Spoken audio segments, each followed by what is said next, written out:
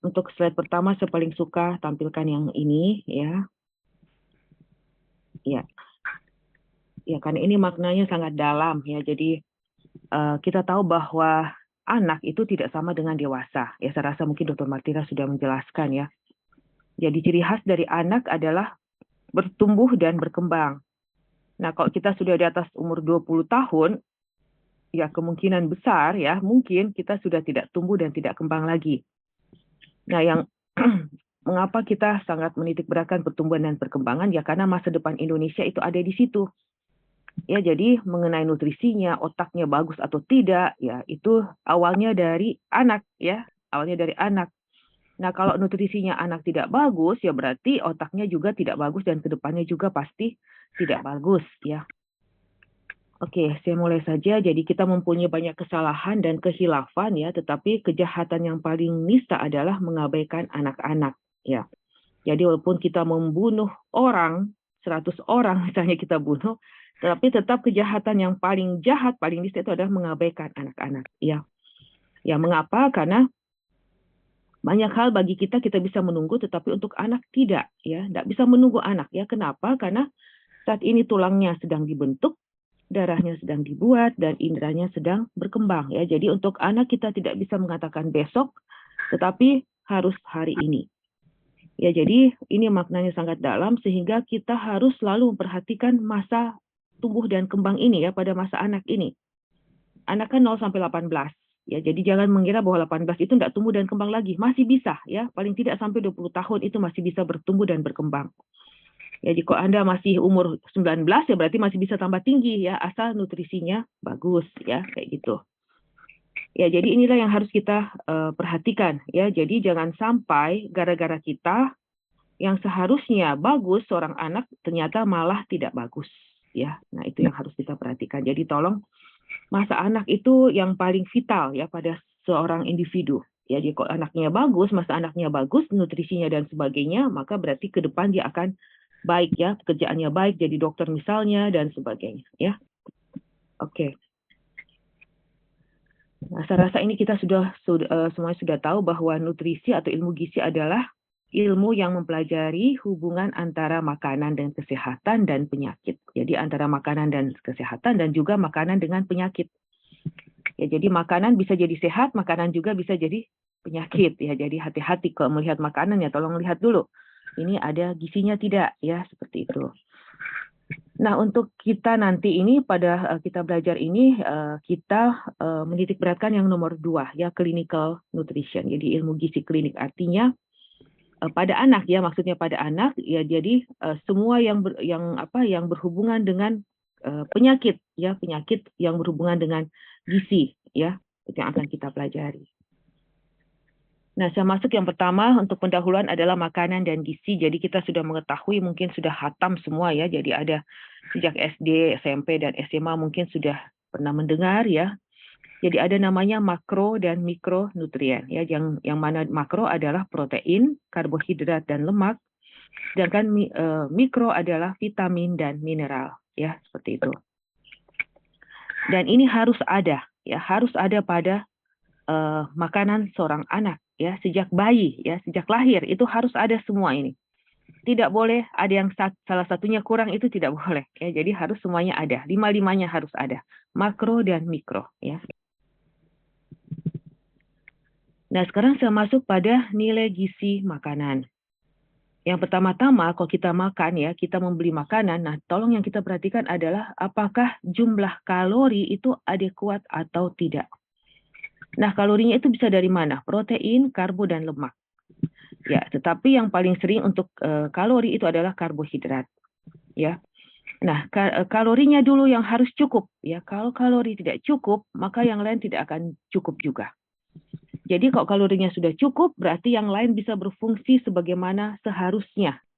Ya, protein untuk zat pembangun. Ya. Nah, kalau kita cuma makan protein, kita kasih anak cuma protein saja, tidak ada karbonya, ya berarti proteinnya bukan sebagai zat pembangun, tetapi sebagai kalori saja. Percuma, kan sayang ya proteinnya ya, seperti itu. Jadi yang pertama adalah lihat kalorinya cukup atau tidak ya, itu dulu. Nah, yang kedua kita masuk pada jumlah dan nilai gizi protein. Kemudian jumlah dan nilai gizi lemak, ya. Dan keempat adalah apakah ada vitamin dan mineral, ya, itu. Jadi kalau semuanya ada berarti bagus nih, nilai gizinya bagus ya. Nah, kemudian ada juga beberapa faktor yang mempengaruhi nilai gizi makanan ya, seperti penyimpanan ya, kadang kita menyimpan makanan kan seperti itu. Nah, kita pikir nilainya masih sama yang awal, padahal tidak ya. Jadi ada pengolahan juga ya, kemudian pengawetan. Nah, ini mengapa? Karena bisa pada saat proses-proses ini akan terbentuk zat-zat antivitamin, anti enzim dan sebagainya sehingga tidak bisa masuk ke dalam tubuh. Ya, karena ini yang menghambat ya, ada antivitamin menghambat vitamin masuk atau anti enzim menghambat metabolisme ya. Nah, seperti itu ya. Jadi itulah yang harus kita ketahui juga ya, bahwa tidak selalu yang kita makan itu pasti selalu bagus ya. Oke, karena banyak faktor yang mempengaruhi. Nah, saya tidak bahas karbohidrat, hanya membahas protein dan lemak ya. Karbohidrat saya rasa semua sudah tahu ya. Karbohidrat itu adalah seperti nasi, beras ya, yang berasal dari tepung-tepung, bisa juga ya, mie ya kayak gitu, kentang dan sebagainya, itu adalah sumber karbohidrat. Tidak ada terlalu masalah karena karbohidrat adalah sumber kalori saja ya, tetapi yang harus kita ingat adalah protein dan lemak ya. Karena kadang kita makan hanya nasi saja ya, yang lainnya tidak ada, proteinnya tidak ada, lemaknya juga tidak ada ya.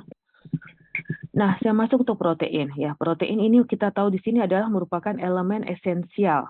Esensial artinya harus ada ya. Nama lain artinya esensial adalah harus ada. Jadi dia merupakan protein ini harus ada untuk apa? Untuk pertumbuhan dan penggantian sel-sel jaringan tubuh yang rusak.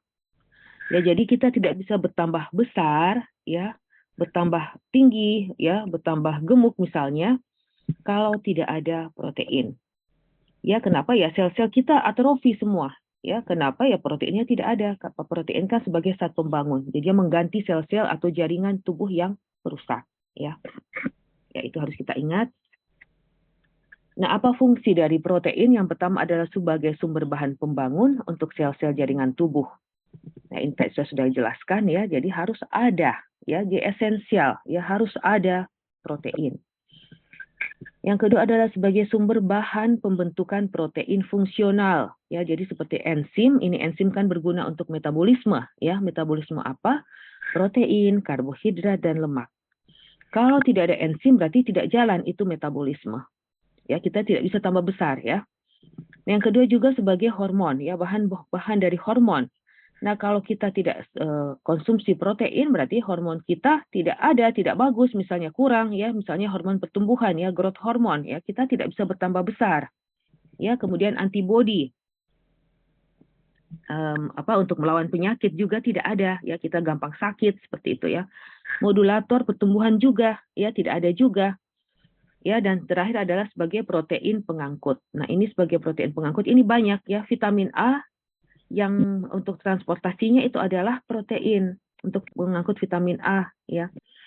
Ada istilahnya retinol binding protein ya, itu ya, RBP ya, retinol binding protein itu mengangkut. Ada juga namanya transferin. Transferin ini mengangkut zat besi. Ya, walaupun kita kasih zat besi setiap hari banyak misalnya, tapi kok tidak ada protein ya percuma ya. Siapa yang mau angkut ya? Siapa yang mau angkut ke depo-deponya ya? Tidak ada. Ya percuma saja kita konsumsi zat besi. Nah, ini yang harus kita perhatikan, dan saya seperti biasa selalu menekankan, tolong kalau bisa ada protein ya, jangan tidak ada protein. Ya, apalagi untuk anak-anak ya, karena anak-anak masih bertumbuh dan berkembang ya. Yang ketiga sebagai sumber kalori ya, tapi dia hanya sedikit saja, sekitar 10-15% ya sebagai sumber kalorinya ya, tidak terlalu banyak tetapi bisa sebagai sumber kalori juga. Nah, untuk nilai gizi protein makanan ini dipengaruhi juga beberapa faktor. Nah, yang tadi saya katakan bahwa kalori makanan harus adekuat ya, agar protein digunakan untuk fungsi fisiologiknya yang esensial. Artinya, kalau kita makan berarti harus ada dari karbohidrat dulu sebagai kalori ya. Karena kalau tidak ada karbo, tidak ada lemak, hanya protein saja kita konsumsi, maka fungsi fisiologiknya itu dipakai untuk kalori. Ya, jadi bukan untuk zat pembangun. Makanya saya katakan tadi di awal, tolong kalori dulu harus cukup. Kalau kalori cukup, maka yang lain bagus. Ya, jadi berfungsi sesuai dengan fungsinya. Ya, kalau kalorinya sudah cukup. Tapi kok kalori makan tidak cukup, ya walaupun ada protein misalnya, ya, tetapi proteinnya bukan untuk zat pembangunnya, tetapi untuk kebutuhan kalori dulu. Ya, jadi tolong kalau bisa ya kalori dulu harus cukup. Nah, ini yang tadi saya katakan persentasenya adalah 10-15% ya. Ada textbook mengatakan 10-20% ya. Jadi kalau misalnya kita kebutuhan kalori anak adalah 1000 kalori, maka 100 kalori itu adalah harus dari protein. Ya, 100 kalori. Kita bagi 4 karena 1 gram protein adalah 4 kalori, maka 100 bagi 4 adalah 25 gram protein. Ya, seperti itu. Hitung-hitungnya ya, hitung-hitungnya seperti itu. Ya, sekarang saya masuk pada jumlah, kelengkapan, dan keseimbangan asam amino esensial. Nah, untuk protein juga harus ada. Kenapa? Karena ada asam amino esensial. Dan yang saya titik beratkan di sini adalah harus ada protein hewani. Jadi ini protein hewani kita lagi gencar-gencarnya mengkampanyekan ya, seperti itu ya, mempromosikan ya bahwa protein hewani ini bisa mencegah stunting. Mengapa? Karena proteinnya komplit, asam aminonya komplit. Kalau nabati itu tidak komplit. Ya, supaya anak bisa tumbuh dengan baik, bertambah tinggi dengan baik, maka kalau bisa kita berikan protein hewani. Kalau Anda mau berikan protein nabati, silahkan, tapi harus juga ada protein hewani. Ya, karena asam aminonya komplit. Nah, kemudian ada juga istilah asam amino esensial limiting ya, yang terbatas ya. Jadi dengan kadar paling rendah relatif dibandingkan dengan asam amino lainnya yang dibutuhkan. Jadi sambil contoh misalnya ya, satu kacamata ya. Anda mungkin ada yang menggunakan kacamata ya. Nah, kacamata itu terdiri dari satu gagang dan dua lensa ya. Satu gagang, dua lensa. Nah, jadi kalau kita mengkonsumsi protein ya, misalnya nabati ya. Nah, pada nabati itu misalnya yang ada adalah dua gagang dan dua lensa ya. Satu molekul anggaplah satu gagang, dua lensa. Tapi yang ada karena kita nabati berarti dia tidak komplit ya, ada yang kurang. Maka itu kita yang terbentuk adalah dua gagang dan dua lensa. Nah, yang diambil oleh tubuh itu hanya satu gagang dan dua lensa. Yang sisanya itu adalah dibuang ya, dibuang yang satu gagang itu. Nah, jadi itulah, jadi ada juga itulah yang harus kita perhatikan ya, mengapa bukan nabati ya, karena seperti itu. Jika kadang ada yang kurang ya, ada yang kurang. Jadi dia akan membentuk molekul pada yang kurang ini ya. Jadi asam amino essential limiting ini menentukan skor asam amino. Ya, oke. Nah, ini saya rasa teori saja, digestibility atau nilai cerna ya. Dari berapa protein yang dimakan itu berapa yang diabsorpsi, kemudian biological value dari protein yang diabsorpsi itu berapa yang ditahan oleh tubuh, dan yang keenam adalah net protein utilization, dari jumlah protein yang dimakan itu berapa yang ditahan oleh tubuh. Ya, jadi dengan kata lain bahwa protein yang kita makan itu belum tentu diabsorpsi dan juga belum tentu ditahan oleh tubuh. Jadi banyak faktor ya, banyak faktor yang mempengaruhi. Salah satunya adalah suasana dari suasana dari saluran cerna ya. Itu dia. Kalau saluran cernanya normal, bagus ya, tidak ada masalah ya. Tetapi kalau dia bermasalah saluran cerna ya, berarti ya tidak sesuai harapan ya, tidak sesuai yang kita makan itu juga yang masuk ya, karena ada masalah pada saluran cerna. Nah, itu protein. Sekarang saya masuk lemak. Nah, untuk lemak pada anak ini, mengapa harus ada lemak? Yang pertama karena ada fungsi lemak adalah sebagai sumber asam lemak esensial. Ya, itu yang pertama. Ini sangat penting, omega 3 dan omega 6. Ini harus ada. Yang kedua adalah pengangkut vitamin larut lemak. Vitamin A, D, E, dan K itu larut lemak. Jadi biar kita mengkonsumsi vitamin A tetapi kita tidak konsumsi lemak, maka dia tidak akan masuk. Ya. Vitamin D juga demikian. Ya, jadi kalau mau mengkonsumsi vitamin D, tolong makan lemak dulu supaya dia bisa masuk karena dia itu larut dalam lemak. Nah, yang ketiga adalah sebagai sumber kalori. Ya, kita tahu bahwa 1 gram adalah 9 kalori ya, 1 gram lemak itu sangat tinggi. Ya, jadi kalau seorang ibu ingin anaknya bagus badannya ya, bagus beratnya, naik ya, dia tumbuh, maka harus ada lemak. Karena lemak itu sangat tinggi kalorinya, ya. Nah, yang keempat adalah pemberi rasa pada makanan, ya. Ini juga bisa guna dari lemak, ya. Kalau kita lihat yang mana lebih enak, pisang goreng atau pisang rebus, ya pasti jawabannya pisang goreng, ya. Kalau offline ini lebih enak, ya, tapi ya apa boleh buat, kita online. Nah, kalau misalnya yang mana lebih enak, ubi goreng, ya, singkong goreng atau singkong rebus, ya pasti jawabannya kan singkong goreng, ya. Nah, itu dia, itu fungsi dari lemak juga, ya. Tapi yang terakhir, ya, yang paling penting adalah asam lemak esensial, tolong diingat omega 3 dan omega 6, kemudian pengangkut vitamin larut lemak, ya, A, D, E, dan K, dan juga sebagai sumber kalori, ya. Nah, saya masuk pada omega 3 dan omega 6. Kita lihat di sini bahwa untuk omega 6 sumbernya adalah dari nabati biasanya, ya, kacang-kacangan, minyak nabati itu omega 6. Omega 3 itu biasanya dari minyak tubuh ikan laut yang dalam, ya, misalnya ikan salmon, ikan tuna, dan sebagainya. Ya, hanya saja sebenarnya sumber utama dari omega 3 itu adalah dari ganggang, ya, ganggang merah.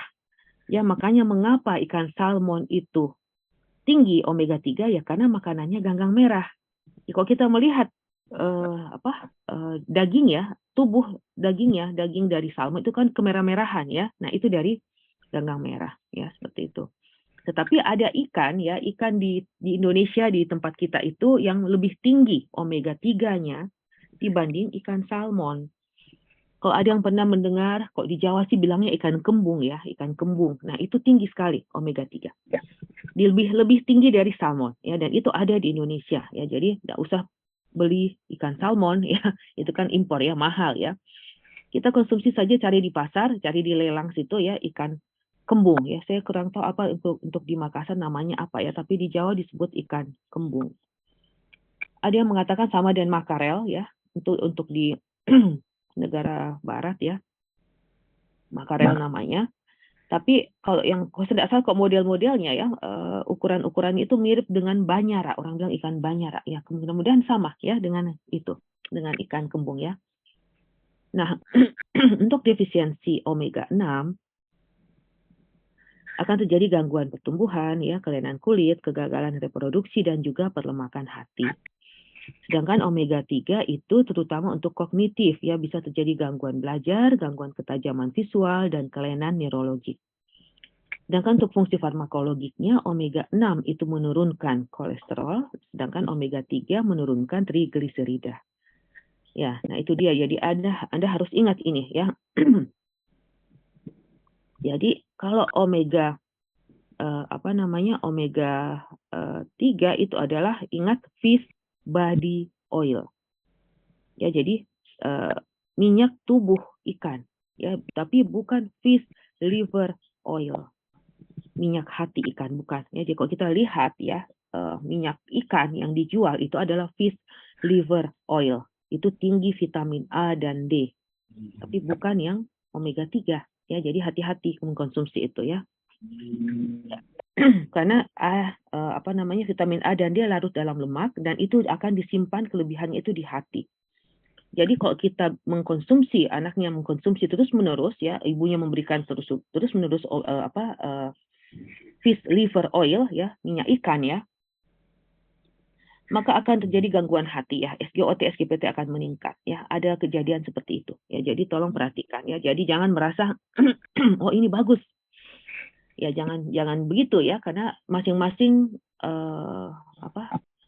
masing-masing makanan itu pasti ada batasnya, ya. Nanti Anda harus pelajari juga apakah bagus betul atau tidak, ya. Karena kalau saya lihat di toko obat, ya, pernah saya ke sana, saya lihat sendiri, Scott Emulsion itu memang fish liver oil. Nah, mereka ternyata membuat satu produk lagi, itu baru mereka tambah dengan DHA, ya, tambah dengan DHA. Jadi yang selama ini kita konsumsi, yang kita anggap adalah minyak ikan kita anggap itu adalah omega 3, ternyata itu adalah fish liver oil, ya. Jadi bukan fish body oil, ya. Jadi tolong kita harus bisa bedakan, ya. Ya, nah sekarang kebutuhan untuk lemak itu ternyata sangat tinggi, ya. Untuk bayi anak kecil itu dia butuh 35-55%. Jadi tolong jangan takut kasih lemak pada anak, ya. Ini hampir sama karbohidrat ini, bisa sampai 55%. Ya, supaya anaknya tumbuh ya, anaknya tumbuh. Kemudian untuk anak besar lebih kurang 25 sampai 35% ya. Kalau kita dewasa ya kok bisa jangan lebih dari 20% sekarang ya. Ya, karena kenapa? Karena metabolisme tidak sama ya.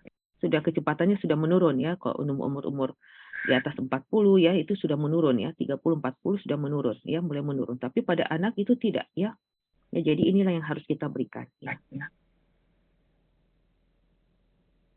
Ya, ini adalah untuk asam lemak esensial itu minimal 1% dari kalori total, optimalnya sekitar 4%. Dari anjuran SPGAN, jadi ini adalah European Society Pediatric and Gastroenterology and Nutrition, itu sekitar 4 sampai 10,5% ya. Anjurannya bisa sampai 10 berarti ya, 10%. Nah, rasionya adalah omega 6 banding omega 3 itu 5 sampai 15 banding 1 atau rata-rata 10 banding 1. Jadi 10 omega 6 dan 1 omega 3. Jadi dia selalu harus berbanding ya. Dia harus ada dalam perbandingan ya. Kenapa? Karena dalam metabolisme keduanya berkompetisi. Jadi di mana ada omega 3, maka harus ada omega 6. Tidak bisa omega 3 sendiri ya. Karena kita tahu bahwa omega 3 adalah anti-inflamasi dan anti-agregasi trombosit. Sedangkan omega 6 adalah pro-inflamasi dan pro-agregasi trombosit. Jadi kapan ada omega 3 maka harus ada omega 6 supaya seimbang ya, supaya seimbang. Nah, kalau misalnya saya konsumsi omega 3 ya terus-menerus ya berbulan-bulan maka saya akan hematom. Mengapa? Ya karena omega 3 adalah anti agregasi trombosit ya. Ya seperti itu. Jadi ada omega 3 maka harus ada omega 6. Oke, kemudian saya masuk pada contoh ya, contohnya dari omega 3 dan omega 6. Jadi kalau nama lain omega 6 itu adalah asam linoleat ya. Nama lainnya adalah asam linoleat. Sedangkan nama lain omega 3 adalah asam alfa linolenat. Ya, jadi mirip-mirip ya, tapi tolong bisa dibedakan ya. Nah, turunan ya dalam metabolisme dalam tubuh omega 6 ini akan diturunkan ya menjadi asam arakidonat. Sedangkan omega 3 ini akan diturunkan menjadi EPA dan DHA. Ya, jadi EPA adalah eicosapentaenoic pentanoic acid, DHA adalah docosahexaenoic acid. Jadi ini turunannya, ya, turunan dari omega 3 dan ini omega 6. Jadi kalau ada yang bertanya, yang manakah asam lemak esensial di sini? Jadi yang merupakan asam lemak esensial adalah omega 3 dan omega 6. Ya, jadi turunannya bukan. Ya, oke. Nah, untuk kebutuhan cairan kalori, saya rasa ini nanti di COSAP kita lihat ya, kita pelajari. Ini hanya Anda ketahui saja ya bahwa untuk kebutuhan kalori dan kebutuhan cairan juga makin kecil anak itu berarti makin banyak kebutuhannya ya. Oke. Nah, ini juga bisa kita pakai holiday Segar ya untuk menghitung kebutuhan cairan boleh juga ya, tapi tergantung masing-masing institusi ya mau pakai yang mana ya, terserah ya, semuanya sama ya. Nah, kemudian pertambahan berat badan bayi bila makanannya adekuat. Nah, ini juga harus kita perhatikan ya. Saya tidak tahu apakah Dr. Matira sudah menjelaskan ya. Jadi pertambahan berat badan itu pada triwulan pertama itu lebih besar ya. Jadi jangan harapkan ya seorang anak itu akan naik 1 kilo 1 bulan ya. Kenapa? Pada bulan keempat, 5, 6 dia sudah turun ya, maksimal 600. Bulan 9 bulan itu maksimal 450 dan bulan keempat maksimal 350. Jadi jangan mau lagi mengharapkan naiknya 1 kilo. Ya, karena ini adalah secara fisiologis untuk manusia ya. Jadi tolong ini kalau bisa kita hafal juga sebetulnya ya. Kenapa ya? Supaya kita bisa menerangkan kepada ibunya ya bahwa paling pesat perkembangannya atau pertumbuhannya adalah pada triwulan pertama ya, jadi pada usia 1 tahun, 1 bulan, 2 bulan dan 3 bulan. Ya, jadi kalau misalnya apakah bisa yang bocor-bocor itu tolong di mute ya kalau bisa. Ya, jadi kalau misalnya anaknya lahir 3 kilo pada saat lahir, maka kita harapkan usia 3 bulan bisa sampai 6 kilo. Ya, seperti itu. Ya, itu contoh saja ya. Nah, ini Anda harus ingat untuk suplementasi vitamin A dan D ya, secara umum saja Anda tidak usah baca semua. Anda lihat saja bagian atas ya. Vitamin A itu kalau bisa 1.500 per hari, sedangkan paling bawah untuk vitamin D adalah 400. Kita tambah 600 untuk bayi ya. Jadi bayi membutuhkan lebih tinggi 600, sedangkan yang 400 untuk anak. Vitamin A 1.500 ya. Nah, tolong Anda perhatikan ya, misalnya kalau kita membeli vitamin ya, tolong perhatikan vitamin A-nya ya. Kadang-kadang ada vitamin itu satu sendok teh itu vitamin A-nya 5.000. Ada vitamin satu sendoknya vitamin A-nya 2.500. Jadi tolong Anda lihat vitamin A-nya saja dulu ya. Karena kita tahu vitamin A larut dalam lemak ya. Kalau kelebihan akan disimpan di hati. Ya, jadi kalau misalnya dia 5.000 vitamin A-nya berarti kita kasih setengah sendok. Tapi kalau dia 2.500 misalnya atau 2.000 maka kita kasih 1 sendok saja ya untuk vitaminnya. Nah, kita masuk pada susu ya, susu sapi dan modifikasinya. Ya, jadi di sini macam-macam susu ya, ini secara umum saja ya supaya Anda tidak salah interpretasi ya. Nah, untuk susu sapi yang pertama adalah susu sapi segar ya, ini yang langsung diperah ya, langsung diperah dari sapi ya, dari sapinya. Ini belum ada modifikasi. Ini adalah kalau kita bayi konsumsi ini tidak bisa. Kenapa? Karena dia kadar proteinnya sangat tinggi. Jadi anaknya bisa diare ya. Jadi ini untuk orang dewasa saja ya sebenarnya ya. Dan juga dengan susu bubuk full cream ini juga untuk orang dewasa. Ya, ini macam-macam merek, saya rasa mungkin Anda sudah pernah konsumsi semuanya. Kemudian susu pasteurisasi itu adalah bir brand, ini ada susu beruang, mungkin ada juga yang suka minum susu beruang. Ada susu evaporasi yang diuapkan dan juga ada namanya susu bubuk skim, ini tanpa lemak. Ya, tanpa lemak. Tapi Anda ingat bahwa susu skim bukan makanan bayi ya. Mengapa? Karena dia rendah lemak ya. Yang pertama rendah lemak, yang kedua pasti otomatis rendah asam lemak esensial dan juga rendah vitamin larut lemak dan juga rendah kalori. Ya, jadi tolong jangan memberikan susu skim pada bayi ya. Oke, kemudian saya masuk pada susu kental manis ya. Saya rasa semuanya juga sudah pernah konsumsi ini ya, SKM ya, susu kental manis. Tolong diingat ini juga bukan makanan bayi ya. Nah, ini yang masalahnya adalah karena harganya murah ya, jadi biasanya orang di desa-desa itu di daerah kan selalu menganggap bahwa kalau putih itu pasti susu. Ya, padahal belum tentu ya. Belum tentu susunya yang bagus juga ya. Nah, biasanya kan kalau kita encerkan ini kan dia kan putih. Nah, itu juga itu masalahnya. Biasanya orang-orang di sana kan mungkin ekonomi ke bawah kali ya, mungkin seperti itu. Nah, itu menganggap bahwa itu adalah susu. Nah, ini adalah cikal bakal dari gizi buruk tipe kwashiorkor.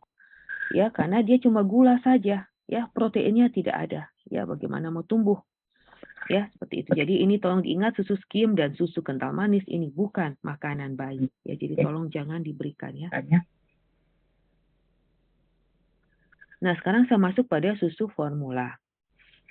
Nah, untuk susu formula ini ada dua macam sebenarnya ya. Jadi ada susu formula umum dan ada susu formula khusus ya. Nah, untuk susu formula umum ini kita bagi beberapa. Di sini kita lihat ada yang disebut dengan adapted formula. Adapted formula dan complete starting formula ini untuk 0 sampai 6 bulan ya. Nah, untuk adapted formula ini berusaha menyerupai ASI ya, dan tapi harganya lebih mahal. Jadi kalau ada yang menggunakan kata gold, premium atau royal, nah ini adalah adapted formula. Sedangkan yang di bawahnya adalah complete starting formula. Ya, ini masih ada beberapa yang masih kurang ya. Lebih tinggi kandungan pada adapted formula.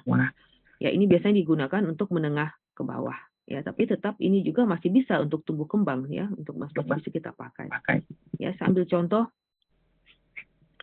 dari Nutrisha itu ya, untuk adapted formula adalah Nutrilon Royal ya, untuk contohnya ya. Sedangkan untuk CSF-nya ini complete starting formulanya adalah BB Luck. Sekarang namanya BB Love ya, diganti seperti itu. Ya, jadi itu ada dua macam mereka produksi. Ya, ada adapted formulanya khusus dan ada juga yang menengah ke bawah ya. Seperti BB Luck itu. Nah, yang selanjutnya adalah 6 sampai 12 bulan ya kita berikan follow up formula.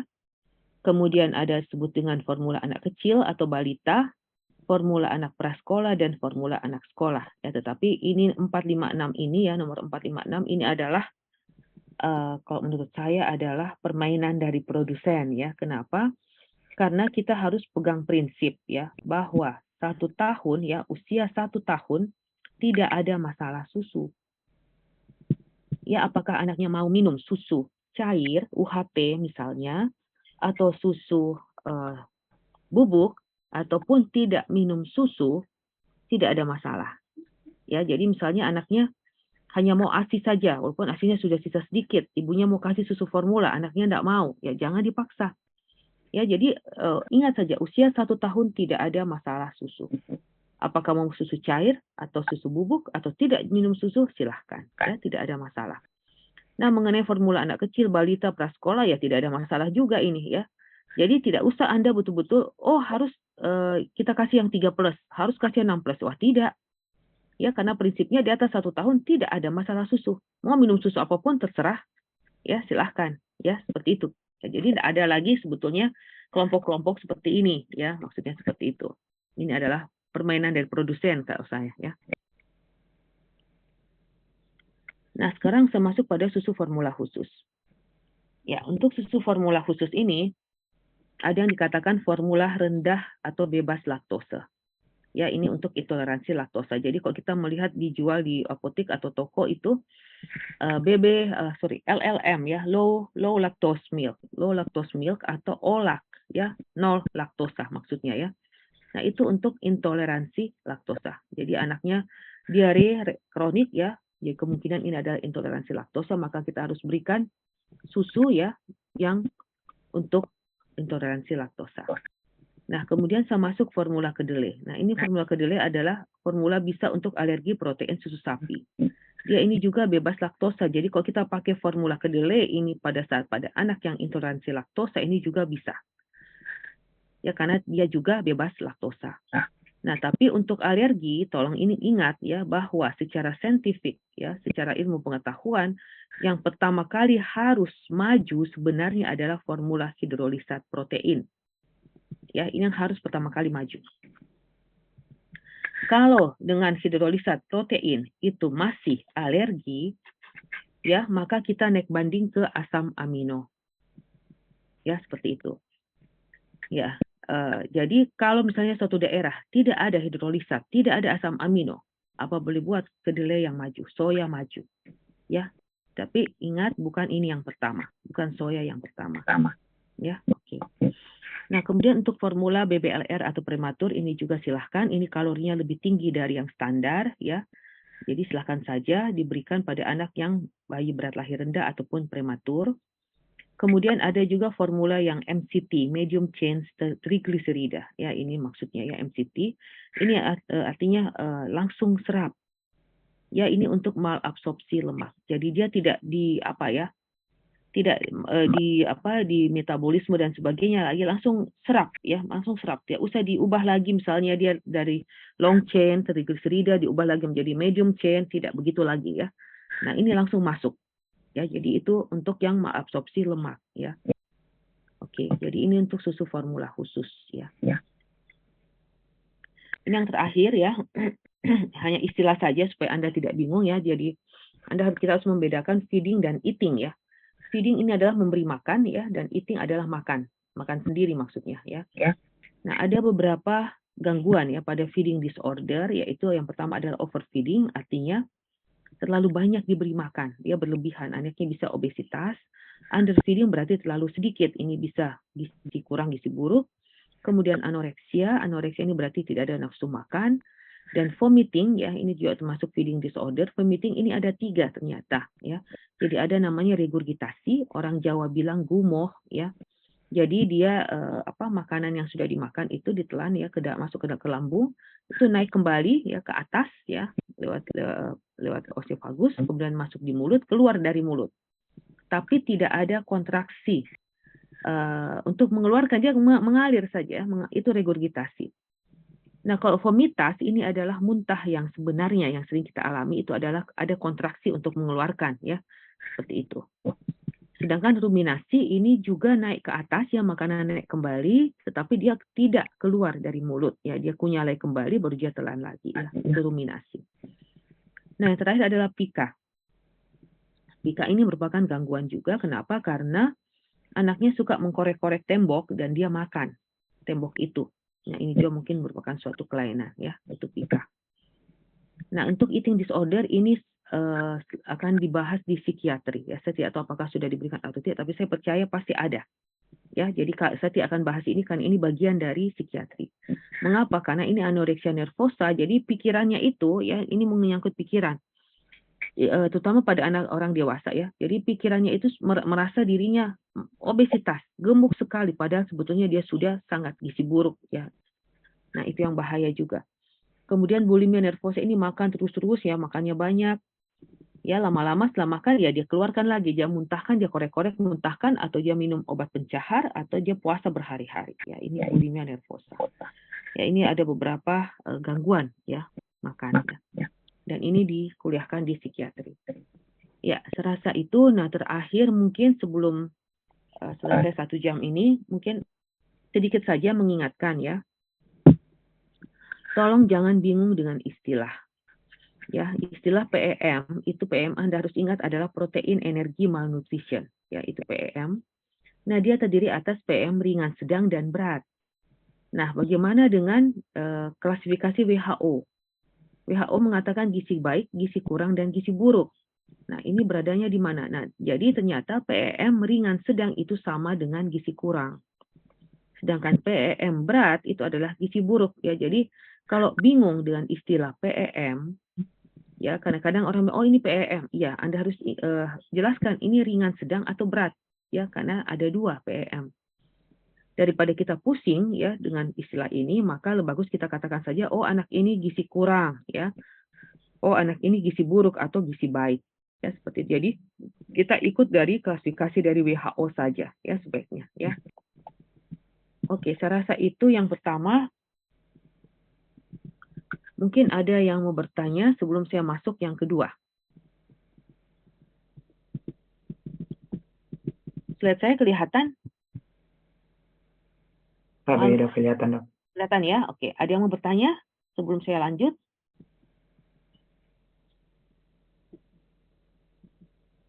Ya, tidak ada. Saya lanjut saja. Mudah-mudahan bisa kita selesai cepat ya. Karena terus terang saya juga ponakan saya menikah pagi ini ya. Apa boleh buat? Ya, jadi saya masuk pada malnutrisi ya. Jadi silahkan sambil makan ya. Silahkan sambil makan, sambil minum teh, minum kopi silahkan ya. Mau tutup, mau on cam juga mau on cam silahkan, mau off cam juga silahkan ya. Oke, saya tidak mempermasalahkan ya. Yang penting Anda lulus ujian itu saja ya. Oke, saya masuk pada materi malnutrisi. Jadi kita ingat ya bahwa malnutrisi adalah suatu keadaan yang disebabkan yang pertama kekurangan atau kelebihan. Jadi bisa kurang, bisa lebih. Ya, secara relatif atau absolut. Tapi, Dok, belum terganti slide-nya, Dok. Ya, memang belum. Oh, belum ya? Yang malnutrisi belum? Tapi, Dok, masih di PPT pertama tadi, Dok. Oh, maaf. Oh, masa?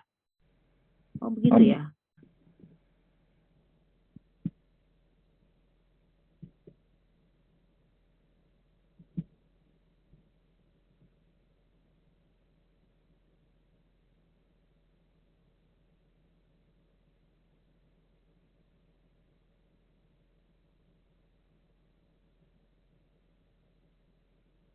Belum kelihatan? Tapi, Dok, sudah kelihatan, Dok. Sudah? Sudah, Dek, malnutrisi? Tapi, Dok. Sudah? Sudah Tapi, ya? Ya, oke. Ya, makasih ya. Ya, saya mulai saja. Jadi malnutrisi ya. Malnutrisi adalah suatu keadaan yang disebabkan kekurangan ya. Ingat saya, kekurangan atau kelebihan secara relatif atau absolut. Jadi bisa kurang dan bisa lebih. Ya, hanya saja kita kebiasaan kita selama ini kalau kita mengatakan malnutrisi itu biasanya kurang. Nah, kok dia kelebih langsung obesitas ya, padahal malnutrisi itu adalah untuk yang kurang dan juga lebih. Jadi kalau dia mengatakan pada anak obesitas ini adalah malnutrisi, itu sudah betul.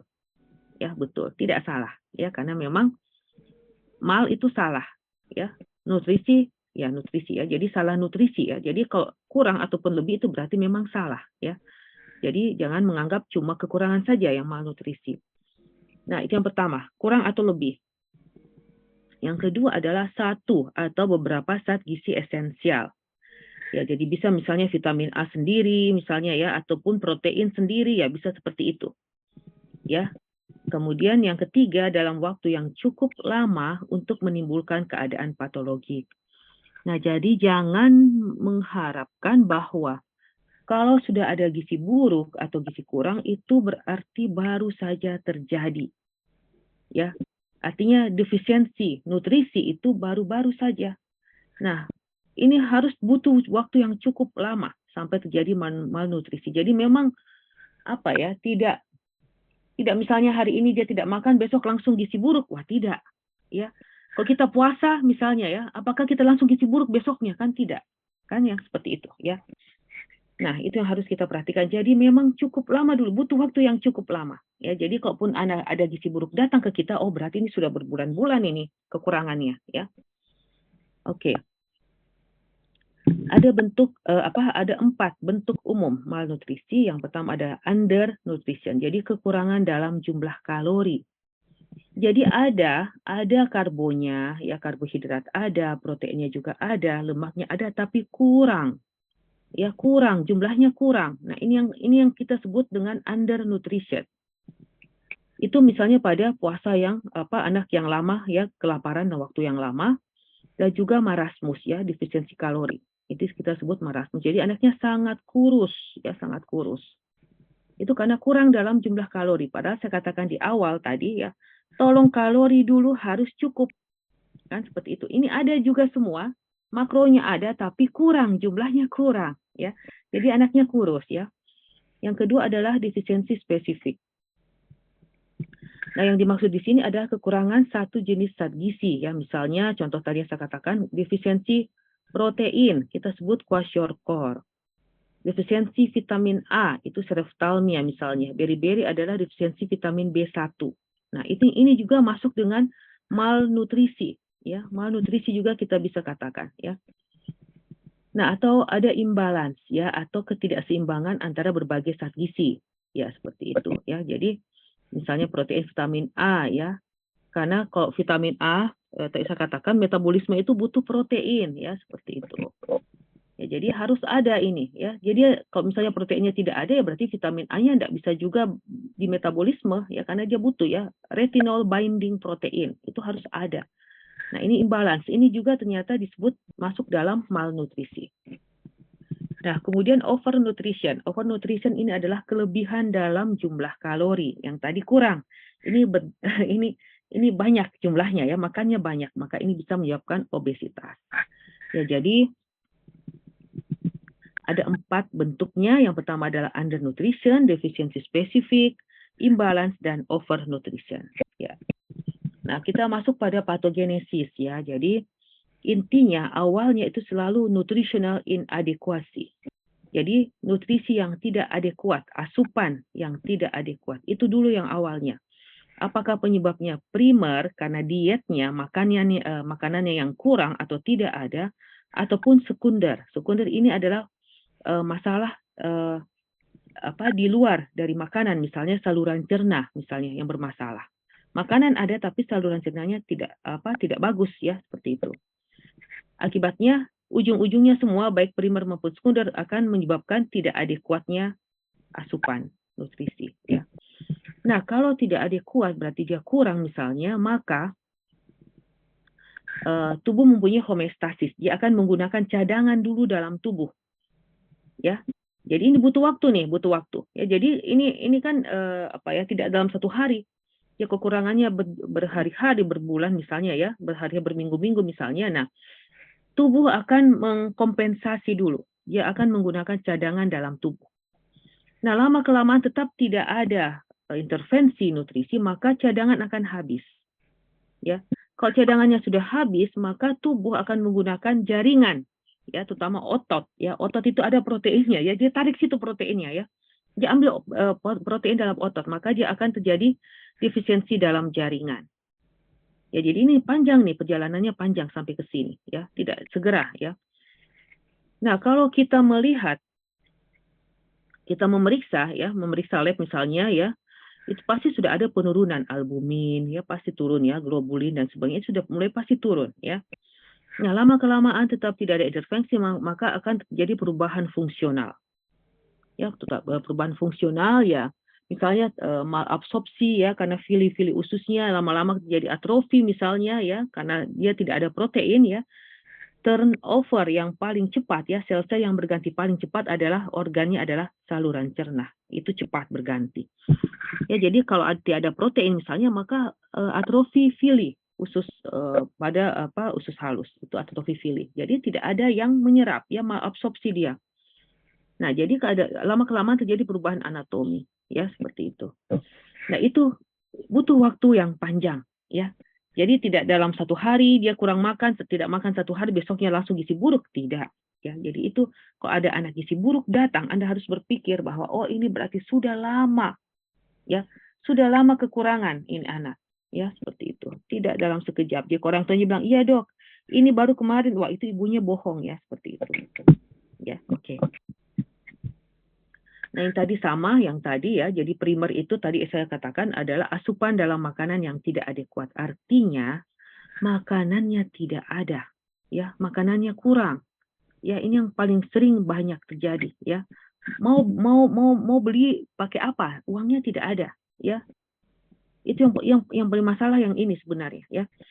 Nah, yang kedua adalah secara sekunder. Ini ada faktor yang mengganggu digesti, yang tadi saya katakan saluran cernanya tidak bagus ya, digesti, absorpsi, dan ada mengganggu metabolisme makanan. Nah, contohnya malabsorpsi ya, malabsorpsi lemak misalnya ya. Jadi lemak tidak bisa diabsorpsi, tidak bisa masuk ya, misalnya seperti itu. Kemudian kebutuhan yang meningkat. Nah, kebutuhan meningkat ini terjadi pada anak yang prematur atau BBLR ya. Kalau kita kasih yang standar ya, kita kasih kalori yang umum saja tidak bisa, dia tidak akan cukup. Kenapa? Karena dia kebutuhannya memang meningkat, lebih meningkat dari anak normal misalnya. Nah, berarti dia harus lebih tinggi lagi dikasih kalori ya. Nah, atau katabolisme yang meningkat. Ya, misalnya anaknya demam, ada penyakit misalnya. Nah, ini juga pasti tidak bisa ya. Ini juga mempengaruhi ini. Jadi walaupun dia sudah makan bagus, tapi ada katabolisme ya pasti tidak cukup ya, kayak gitu. Atau ekskresi yang berlebihan, akhirnya diare kronik misalnya. Wah, tidak bisa ada makanan tapi dia diare. Wah, berarti tidak ada yang masuk ya, susah untuk beratnya naik ya, tidak bisa. Nah, ini juga menyebabkan gizi buruk.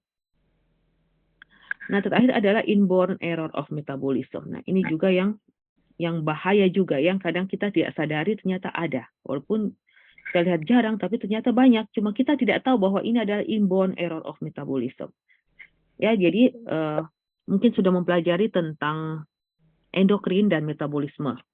Nah, kami dari nutrisi itu namanya adalah nutrisi dan penyakit metabolik. Nah, nutrisinya yang saya cerita tadi adalah yang gizi buruk dan sebagainya. Itu nutrisi yang saat ini akan saya berikan ya. Tetapi untuk yang metabolik ya, penyakit metabolik pada nutrisi itu, nah itulah yang jarang kita memang tidak ada kompetensi untuk S1 ya, itu biasanya untuk yang konsultan ya, untuk spesialis anak ya. Nah, itu sering terjadi tapi kita tidak tahu mengapa, karena menegakkan diagnosisnya susah. Mengapa? Karena alat kita tidak ada. Di Indonesia tidak ada. Kita harus kirim ke luar negeri sampel darahnya, sampel urinnya, baru kita tahu oh ini memang penyakit metabolik ya, inborn error of metabolism. Nah, pada endokrin dan metabolisme yang bermasalah adalah hormonnya yang kurang ya. Tapi pada inborn error ini yang bermasalah adalah enzimnya. Jadi metabolisme itu akan berlangsung kalau ada enzim. Nah, ini dia secara genetik ya, secara genetik dia akan terjadi kekurangan enzim. Jadi kalau ada yang pernah mendengar PKU adalah phenylketonuria. Ya, phenylketonuria ini adalah contoh dari penyakit metabolik ya, inborn error. Nah, dia phenylketonuria ini adalah penyakit metabolik, gangguan metabolisme pada protein. Jadi asam amino fenilalanin itu normalnya dalam tubuh akan dirubah menjadi asam amino tirosin karena adanya enzim. Ya, nah ini enzimnya secara genetik tidak ada, ya tidak ada. Karena ada gangguan misalnya, ada mutasi dan sebagainya, sehingga enzimnya kurang atau tidak ada, sehingga fenilalanin yang harusnya dirubah menjadi tirosin itu tidak terjadi. Jadi dia berlebihan dalam darah, keluar lewat urin. Itu yang disebut fenilketonuria. Nah, masalahnya adalah pada bayi baru lahir, kalau dia belum mendapatkan ASI, belum ada asupan nutrisi, anaknya masih bagus. Tapi kapan sudah ada ASI masuk, ASI kan ada proteinnya. Di dalam protein itu pasti ada fenilalanin. Ataupun susu formula, pasti ada protein, pasti ada fenilalanin. Nah, itu gejala pasti mulai muncul. Ya kenapa? Ya karena dia tidak bisa merubah fenilalanin menjadi tirosin. Nah, biasanya anaknya kejang ya, tiba-tiba kejang ya, tidak ada masa kok tiba-tiba kejang, ataupun misalnya anaknya kejang misalnya, ataupun dia lama kelamaan bisa retardasi mental biasanya ya anaknya. Kalaupun tidak sampai segitu ya dia meninggal misalnya seperti itu. Nah, itulah ini masih agak kurang kita mengerti ya, saya dan hanya orang-orang tertentu saja yang konsultan nutrisi konsultan, nah ini yang bisa mengerti. Untuk spesialis anak mungkin terpapar sedikit ya karena kita punya kasus kurang ya. Tetapi sebetulnya banyak kalau digabung-gabung ya. Jadi misalnya kayak fenilketonuria yang tadi, kemudian homocystinuria. Nah, itu semuanya penyakit dari inborn error of metabolism ya. Kita nggak usah panjang-panjang sini ya, tapi Anda harus ingat bahwa ini juga bisa menyebabkan gizi buruk ya. Kenapa ya? Karena nutrisinya tidak bagus ya, seperti itu. Karena ada gangguan metabolisme di situ. Nah, saya masuk pada faktor-faktor yang berpengaruh di sini. Yang pertama adalah sosial ekonomi. Nah, ini yang paling sering terjadi ya. Saya juga tidak tahu mau buat apa ini, karena memang ada satu keluarga misalnya selalu anak-anaknya itu anaknya banyak ya, selalu keluarga itu pasti naik nama anaknya untuk stunting, untuk gizi buruk. Dikasih bantuan, ya tetap begitu. Ya memang karena tidak ada pekerjaan orang tuanya. Mau bagaimana? Ya kok ada seperti itu. Nah ini yang harus juga kita pikirkan ya. Kasihan memang ya. Apa boleh buat? Yang kedua adalah ketidaktahuan ya. Jadi banyak anak stunting itu pakai mobil. Ya datang pakai mobil. Padahal stunting. Banyak juga anak dokter ya. Dokter gigi itu stunting anaknya. Nah, yang saya heran juga ya, yang kalau misalnya ya dia bukan dokter ya tidak ada masalah. Kalau dia dokter ya tidak ada masalah. Mungkin dia memang kalau dia bukan dokter tidak ada masalah. Kenapa? Karena memang dia tidak tahu ya. Tapi yang susah kalau dia dokter. Ya karena dia tahu bilang bahwa ini harus makan ya. Ekonominya bisa membeli makanan. Ya itu dia masalahnya. Tapi yang pakai mobil dan sebagainya ya ini juga ada seperti itu. Jadi tolong diingat bahwa stunting itu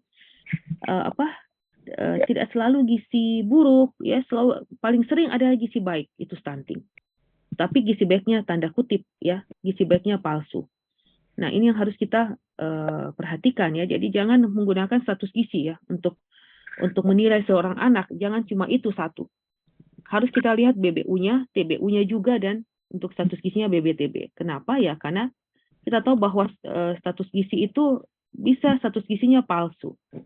Anaknya tidak tumbuh, tapi status gizi banyak baik ya di situ, gizi baik. Nah, ini yang harus kita perhatikan lagi ya. Nah, kemudian yang ketiga tahyul ya, tahyul tabu atau kepercayaan tentang makanan ya, misalnya makan ikan bikin kecacingan misalnya ya, seperti itu.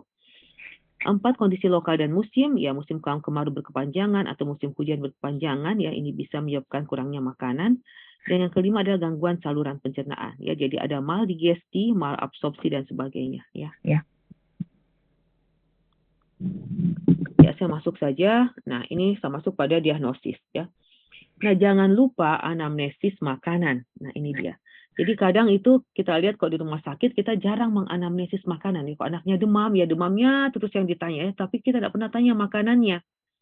Ya karena kalau anak masuk itu tidak hanya biasanya satu penyakit, tidak ya. Biasanya ada banyak beberapa penyakit. Ya, jadi misalnya dia masuk dengan demam tifoid misalnya. Oh, ternyata juga dia masuk dengan ada gizi buruknya misalnya. Nah, itu dia berarti kan bukan cuma tifoid saja. Jadi ada gizi buruk juga. Oh, lama-lama kita lihat, oh dia ternyata ada anemia juga. Anemia defisiensi besi misalnya. Nah, berarti banyak. Nah, jadi kalau seorang anak datang, maka kita akan obati secara holistik ya. Tidak bisa cuma satu-satu ya kalau kita di anak ya. Nah, jangan lupa menganamnesis makanan.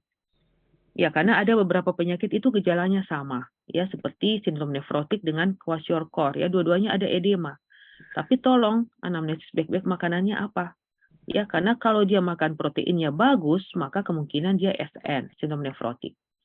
Tapi kalau dia konsumsi proteinnya kurang atau tidak ada protein yang dikonsumsi, maka kemungkinan dia adalah kwashiorkor. Nah, kita tahu bahwa anamnesis itu menyebabkan 70% diagnosis bisa tegak dari anamnesis saja. Ya, jadi tidak usah belum ke pemeriksaan fisik, anamnesis saja kita sudah bisa mengarah, oh kemungkinan anak ini adalah diagnosisnya ini. Ya, ya seperti itu ya. Nah, selanjutnya pemeriksaan fisik ya, kita melihat gejala-gejala klinik yang ada. Kalau mungkin dibutuhkan laboratorium dan radiologik ya bisa kita penunjang ya, pemeriksaan penunjang. Dan yang jangan lupa adalah pemeriksaan antropometrik ya, berat badannya berapa, panjang badannya berapa. Kalau anak kita lanjut dengan lingkar kepalanya berapa atau lingkar lengan atasnya juga berapa ya, itu semuanya kita lakukan pemeriksaan antropometrik ya. Nah, saya sekarang masuk pada protein energi malnutrition. Ini yang berat ya. Jadi kan saya sudah katakan ada ringan, sedang, dan berat. Nah, ini yang berat yang saya maksud ya. Jadi etiologinya adalah deficiensi protein dan kalori dalam waktu yang cukup lama. Ya, dalam waktu yang cukup lama. Jadi bukan dalam waktu yang sebentar ya, dia akan terjadi gejala. Nah, ini patogenisnya yang tadi sudah ada primer, dietnya, dan ada sekunder. Ini sifatnya kondisional. Nah, tolong Anda ingat, slide ini saya ambil dari Kementerian Kesehatan ya, dari Kemenkes. Jadi supaya sama seluruh Indonesia. Nah, pengertian gizi buruk dulu, Anda harus ingat ya, Anda harus bisa mendiagnosis ini. Jadi secara klinis ya, dan atau antropometris. Bisa secara klinis, bisa secara antropometris saja, atau kedua-duanya. Makanya ditekankan ini dan atau. Kalau saya lihat dari jauh anak dengan gizi buruk yang kurus sekali, maka saya secara klinis saya sudah bilang itu adalah marasmus. Tidak salah. Ya, tapi bisa juga saya ukur dulu beratnya, timbang ukur panjang badannya. Kemudian saya masukkan ke grafik ya, kita lihat kok dia di bawah -3 berarti gizi buruk itu juga betul. Nah, jadi diingat bisa secara klinis sendiri ya, bisa secara antropometris sendiri atau bisa kedua-duanya ya. Nah, yang mana dikatakan klinis? Yaitu sangat kurus ya, sangat kurus dan atau edema. Itu klinis yang bisa kita lihat. Nah, antronya adalah kita menggunakan berat badan menurut tinggi badan atau berat badan menurut panjang badan di bawah -3 standar deviasi. Ini untuk WHO. Saya tidak cantumkan di sini CDC ya, karena rata-rata untuk gizi buruk itu yang kita lacak adalah yang balita ya. Balita itu kok di bawah 5 tahun kita menggunakan WHO. Jadi ini adalah WHO dan kemudian ini yang ketiga ini adalah tambahan lila. Ya, lila kok kurang dari 11,5 cm maka dia adalah gizi buruk. Nah, mengapa ini lila tambahan yang baru ya, mulai tahun 2020 ini lila ditambahkan di sini. Mengapa? Karena kalau kita menggunakan BBTB saja ya, pada pasien dengan tumor abdomen yang besar ya, tumor abdomen yang besar itu berat badan akan terpengaruh. Ya, jadi kita tidak boleh menggunakan yang nomor 2 ini kalau dia ada tumor abdomen yang besar. Tidak bisa. Kenapa? Berat badan terpengaruh. Atau misalnya anak dengan hidrosefalus yang besar, nah tidak bisa juga tinggi badan. Jadi dua yang tidak bisa dipakai. Berat badan terpengaruh, ya, tinggi badan juga terpengaruh. Jadi tidak bisa kita menggunakan ini untuk mendiagnosis anak-anak misalnya dengan hidrosefalus, ya, tidak bisa. Jadi kita pakai apa? Kita pakai lila. Jadi tolong Anda harus mencari ya cara mengukur lila yang benar itu bagaimana, ya. Nah, lilanya itu kurang dari 11,5 itu berarti gizi buruk, ya. Ya, oke, saya lanjut. Nanti kalau ada yang mau bertanya silahkan ya. Nah, sekarang masuk pada klasifikasi gizi buruk. Ya, pada klasifikasi gizi buruk ini ada 3 ya. Yang pertama adalah kwashiorkor. Yang kedua adalah marasmus. Yang ketiga adalah marasmik kwashiorkor. Nah, yang kwashiorkor adalah defisiensi protein, ya, ini protein ya, kurang ya. Marasmus adalah kalori yang kurang dan ada gabungan dari marasmus dan kwashiorkor kita sebut marasmik kwashiorkor. Ya, sekarang saya masuk pada kwashiorkor. Nah, etiologinya tadi saya sudah katakan defisiensi protein dalam waktu yang lama, ya. Nah, gejala-gejala ya tolong kita perhatikan di sini. Kita sambil menghayal saja ya, menghayal ya. Tolong Anda lihat ya. Menghayalnya adalah bagaimana kita lihat bahwa yang esensial ya, gejala yang harus ada pada kwashiorkor adalah edema. Ya, jadi edemanya harus ada. Kalau tidak ada edema berarti bukan kwashiorkor. Kita bayangkan saja orangnya, oh gemuk-gemuk ini ya, gemuk-gemuk kenapa tapi edema. Dan mukanya seperti moon face ya, kenapa? Karena ada edema. Ya, seperti itu. Kemudian retardasi pertumbuhan tidak khas dan berat badannya bisa kurang atau menurun ya. Nah, Anda harus ingat bahwa karena kwashiorkor adalah defisiensi protein, tolong diingat bahwa protein itu sifatnya sistemik. Artinya semua organ kena. Jadi untuk kwashiorkor yang kena itu adalah dari kepala sampai kaki. Ya, semua kena, semua organ akan kena. Ya, jadi kenapa ya? Karena dia defisiensi protein. Ya, semua organ akan kena. Dia sifatnya sistemik, ya, sifatnya sistemik. Nah, kemudian kita di sini ada perubahan mental juga. Nah, biasanya anaknya cengeng ya. Bisa pasif juga, bisa sampai kesadaran menurun ya. Ini yang berat ya. Kemudian ada motorik ya, gangguan fungsi-fungsi statis ya. Jadi mentalnya itu biasanya tidak bagus ya. Nah, edema nih, ini dia yang saya katakan tadi harus ada pada pedis, pretibial, pada perut, ya, asites, dan anasarka. Ini semuanya kena. Kalau sudah katakan anasarka berarti semuanya kena. Satu tubuh kena ya. Bisa sampai ke skrotum ya, edema skrotum ataupun edema vulva ini ya kepada perempuan. Kita sebut anasarka. Sifatnya adalah pitting edema. Pitting edema artinya kalau kita tekan, itu dia lambat baru kembali. Nah, ini untuk koreksi bisa kita pakai, bisa tidak ya. Karena biasanya kami sekarang menggunakan berat badan ideal dari tinggi badan ya. Kalau tingginya tidak terpengaruh, maka kita bisa menghitung berat idealnya berapa. Tapi kalau susah, maka kita harus bisa kita pakai persentase ini. Kita koreksi edemanya. Ya, kalau dia laten atau hanya pada dorsum pedis atau pretibial, maka kita akan kurangi beratnya sekitar 10-15%. Kemudian kalau dia ringan, asitesnya 15-20%, asites berat 20-25%. Kalau anasarka, maka dia 30% kita bisa kurangkan. Ya. Ya, ini kita bisa koreksi, bisa juga tidak ya sebenarnya ya. Oke. Nah, penyebabnya edema. Jadi sebetulnya edema ini sama pada sindrom nefrotik ya, sama-samanya defisiensi protein. Hanya saja kalau dia gizi buruk maka kausa edemanya itu banyak ya. Yang pertama adalah hipoalbuminemia. Bisa juga yang kedua adalah gangguan dinding kapilernya ya, karena dia gizi buruk ini ya. Kemudian bisa juga karena hormonal ya, hormonal karena kita tahu bahwa protein itu adalah merupakan bahan dari hormon ya. Ini adalah gangguan eliminasi antidiuretik hormon. Kemudian ada lagi penyebabnya zat besi bebas dalam serum juga meningkat ya, karena kenapa? Karena tidak ada yang mengangkut ya, transferinnya tidak ada, makanya zat besinya bebas dalam zat besi bebas dalam serum meningkat.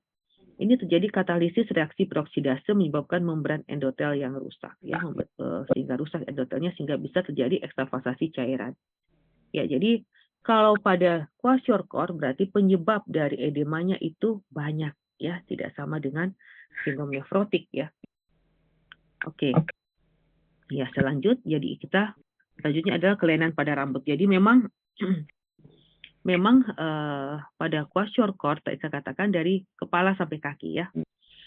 Nah, untuk rambut ini bisa rambutnya mudah dicabut, lurus ya, kering, halus dan rapuh. Kemudian untuk warna bisa ada hipopigmentasi, ada depigmentasi atau flaxine.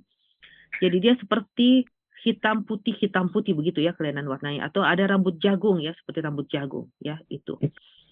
Yang selanjutnya bulu mata. Nah, ini kelebihan dari kwashiorkor ya, bulu matanya panjang dan lentik ya, seperti itu. Jadi kadang saya katakan bahwa kalau ada yang mau bulu matanya panjang dan lentik, maka jadilah kwashiorkor ya, seperti itu. Ya, ini cuma guyon saja ya. Nah, yang penting lagi adalah kelainan kulit dan mukosa. Nah, pada kwashiorkor itu selalu pasti kelainan kulitnya itu sebagian besar pasti ada, ya. Yang kita sebut sebagai crazy pavement dermatosis. Nah, kita harus ingat bahwa ini adalah gejala spesifik pada kwashiorkor. Artinya, kapan ada CPD, pasti kwashiorkor itu. Ya, pasti kwashiorkor. Tidak ada penyakit lain yang punya CPD. Ya. Nah, pada kwashiorkor dan edema berat, dan kemudian pada bagian dan tekanan berat badan, dan juga penyembuhan cepat dengan protein. Jadi kalau kadang kita mau membedakan yang mana kwashiorkor, yang mana sindrom nefrotik, tolong kita lihat kalau kulitnya bersih, ini kemungkinan sindrom nefrotik. Tapi kalau kulitnya tidak bersih, ya kemungkinan ini adalah crazy pavement dermatosis CPD. Ini baru secara selintas kita lihat ya. Belum anamnesis ya. Kalau anamnesis kita anamnesis kita tanyakan tentang makanannya, langsung kita tahu yang ini pasti kwashiorkor, yang ini SN. Itu sudah jelas ya. Nah, penyembuhan cepat dengan protein. Nah, ini juga harus kita perhatikan ya. Mengapa? Karena pernah ada kasus ya di Wahidin, itu sudah lama sebenarnya ya. Saya masih residen kalau tidak salah ya. Jadi anaknya itu masuk dengan CPD. Tapi bukan masuk di anak, tapi masuk di kulit. Ya, dari kulit itu dia terapi terus ya, kasih salep dan sebagainya, ternyata berhari-hari tidak sembuh-sembuh. Nah, maka mereka konsul ke anak. Nah, ternyata di anak kita, ini kwashiorkor ini ya. Jadi kita kasih saja protein, maka dia sembuh dengan cepat. Ya, jadi tidak usah takut ya. Jadi tolong kita lihat secara keseluruhan, itu maksudnya. Secara holistik, komprehensif. Ya, kepada anak. Karena kita pada anak tidak cuma satu penyakit. Ya, jika tidak ada kelainan kulit, ya tolong lihat yang lain. Adakah yang lain? Ya, karena kita tahu misalnya pada kwashiorkor itu selalu ada hepatomegali, ya, pembesaran hepar di situ, pembesaran hati. Nah, kalau kita tidak fisis dengan baik, tidak periksa hati dengan benar, ya kita tidak tahu ini ada hepatomegali. Padahal itu salah satu clue juga bahwa ini adalah kwashiorkor, ya. Oke, nah untuk kulit ini, CPD ini adalah bisa hipopigmentasi dan hiperpigmentasi. Kemudian bisa ada desquamasi, mosaic skin, pellagra like, dan ada bisanya purpura juga bisa terlihat, dan cyanosis, ya bisa juga. Nah, untuk mukosa ini bisa juga akibat defisiensi B2 yang menyertai kwashiorkor. Jadi ingat lagi bahwa defisiensi vitamin yang paling sering bersama-sama dengan kwashiorkor itu adalah B2. Ya, dan dilupakan ini ya. Nah, masuk pada gigi dan tulang. Jadi sudah pada rambut, kemudian pada kulit dan mukosa, kemudian pada gigi dan tulang. Jadi tulangnya bisa terjadi dekalsifikasi, osteoporosis, hambatan pertumbuhan, ya, kemudian gigi bisa karies. Dan yang paling penting juga ada kelainan hati. Ya, kelainan hati itu bisa terjadi hepatomegali, selalu ada hepatomegali. Pada PA-nya kita bisa dapatkan perlemakan ya, dia terjadi karena perlemakan hati sehingga membesar, ada nekrosis dan fibrosis. Penyebab dari perlemakan adalah karena defisiensi faktor lipotrofik. Ya, maksudnya adalah yang mengangkut lemak keluar dari hati itu adalah lipoprotein. Nah, ini adalah proteinnya tidak ada atau kurang. Berarti yang mengangkut lemak keluar dari protein itu tidak ada pengangkutnya. Jadi berarti lemaknya akan tertimbun dalam hati. Terjadi perlemakan hati sehingga terjadi hepatomegali. Ya. Jadi pada kwashiorkor selalu ada hepatomegali. Nah, sekarang saya masuk pada kelainan darah. Ya, tadi sudah dari kepala, turun ke bawah, ke kulit dan mukosa, tulang juga bisa, kemudian ke hati sudah, nah sekarang ke darah dan sumsum tulang ya. Nah, untuk anemia itu bisa terjadi dari ringan sampai berat ya. Tapi kalau dibandingkan dengan marasmus, anemia yang pada kwashiorkor itu biasanya bisa berat ya. Kalau marasmus bisa mungkin sampai ringan saja, tapi kalau pada kwashiorkor itu selalu berat, hampir selalu berat ya anemianya. Mengapa? Karena etiologinya banyak ya. Yang pertama adalah defisiensi protein, kemudian bisa defisiensi mineral, terutama Fe, zat besi ya. Kemudian defisiensi vitamin B kompleks ya, B12, folat dan B6. Ada infestasi parasit, ankylostomiasis, amoebiasis, dan juga infeksi yang berulang. Ya, jadi banyak nih etiologinya. Nah, untuk darah perifer ini bisa macam-macam. Bisa normal, bisa leukositosis, bisa leukopeni, ada vakuolisasi dan granulasi toksik juga. Ya, seperti itu. Jadi tidak terlalu khas untuk leukosit ya. Tetapi untuk anemia itu dia bisa sampai berat ya pada kwashiorkor. Nah, untuk respon imunologi juga bisa terjadi ada defek misalnya pada imunitas seluler ya. Kemudian gangguan sistem komplement juga bisa dan ada defek pada imunoglobulin A. Ya, jadi sudah hati kemudian masuk pankreas ya. Nah, untuk pankreas ini juga terjadi perlemakan. Ada perlemakan, ada fibrosis dan atrofi. Kemudian ada, karena kita tahu bahwa pankreas adalah sumber dari enzim, ya, maka untuk lipase, tripsin, amilase itu pasti menurun. Nah, kalau enzim lipase untuk lemak, tripsin untuk protein, amilase untuk karbohidrat ini menurun, maka metabolisme atau absorpsi, ya, digesti dari makanan itu tidak akan terjadi. Jadi bisa terjadi gangguan ya, gangguan untuk asupan nutrisi. Ya, ini pankreas juga bisa terjadi perlemakan ya. Nah, masuk lagi jantung dan gastrointestinal. Jadi semua organ kena ini ya. Jantung bisa terjadi miodegenerasi jantung, bisa juga terjadi gangguan fungsi jantung karena hipokalemi, hipomagnesemi, dan juga bisa terjadi penyakit jantung anemia. Ya, kalau dia kurang sekali ya, rendah sekali HB-nya ya. Ya, kemudian saya masuk pada kelainan gastrointestinal. Nah, ini yang paling penting juga. Jadi hepatomegali, kemudian jantung, gastrointestinal ya.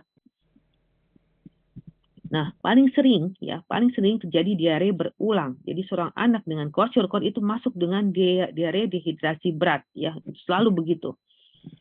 Ya, jadi bisa terjadi karena infeksi atau infestasi usus, intoleransi laktosa, dan malabsorpsi lemak ya. Mengapa bisa terjadi malabsorpsi lemak? Karena adanya defisiensi lipase pankreas ya yang tadi saya jelaskan. Ada defisiensi agar empedu, konjugasi hati, dan juga adanya karena atrofi fili mukosa usus halus. Ya, sehingga terjadi malabsorpsi ya. Karena tadi saya katakan dari patogenesis itu kan akhir-akhirnya berarti kelainan anatomi ya. Nah, anatominya sudah berubah ya, berarti semuanya bisa terjadi ya. Macam-macam maldigesti, malabsorpsi itu bisa terjadi karena anatomi dari fili usus itu berubah. Ya, saya lanjut saja. Nah, ini untuk penyebab kematian, yang paling pertama yang saya katakan adalah diare dehidrasi dan gangguan keseimbangan elektrolit. Bisa infeksi berat atau sepsis, bisa hipotermi dan hipoglikemi ya, dan juga bisa gagal jantung sampai koma juga bisa ya. Itu penyebab kematian. Tapi nomor 1 adalah diare dehidrasi berat. Itu yang nomor 1. Paling sering ya, datang sudah terlambat ya, sudah sangat dehidrasi ya.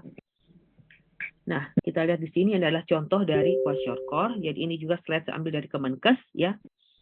Saya mohon maaf juga ya, ini karena kasusnya bagus ya, gambarnya bagus, maka saya kasih masuk di sini. Tapi saya mohon maaf, saya tidak bisa share slide-nya ya. Ya, seperti itu. Jadi ini adalah anak dengan kwashiorkor. Ya, ada edema ya, ada rambutnya kemerahan ya. Kemudian anaknya kurang aktif, rewel atau cengeng ya, kita bisa lihat. Kemudian ada pengurusan otot juga di sini. Kemudian ada kelainan kulit berupa bercak merah muda yang meluas dan berubah warna menjadi coklat kehitaman dan terkelupas. Jadi ini bisa kresi pavement dermatosis. Jadi ini merah-merah ini kita lihat ini ya di badannya. Jadi kita lihat pada kwashiorkor itu tidak mulus kulitnya ya, dia banyak banyak bercak-bercak di situ. Nah, itu kemungkinan besar ini kwashiorkor ya. Kalau sindrom nefrotik tidak begini ya, dia bersih kulitnya. Makanya dikatakan CPD adalah gejala spesifik pada kwashiorkor ya, itu CPD. Karena penyakit lain tidak ada ya. Ya, ini jelas ya CPD-nya. Nah, ini juga jadi ada mulai dari edema palpebra ya, seperti itu, ada asites ya. Ini juga sampai ke bawah ya. Nah, ya mudah-mudahan dengan foto ini bisa kita membayangkan ya, ini kulitnya juga enggak bagus ini kresi pavement dermatosis di mana-mana. Nah, dia sampai skrotum, edema skrotum. Ya, berarti dia sudah anasarka ya. Nah, ini juga kita lihat anaknya rewel ya, cengeng ya, kemudian ada pitting edema. Ya, ini kita lihat. Ya, ini pitting edema ya, setelah ditekan sulit kembali ya, kemudian kita lihat lagi, ini selalu ada hepatomegali ya, ada hepatomegali ya, seperti itu. Ya, kasihan ya kalau kita lihat.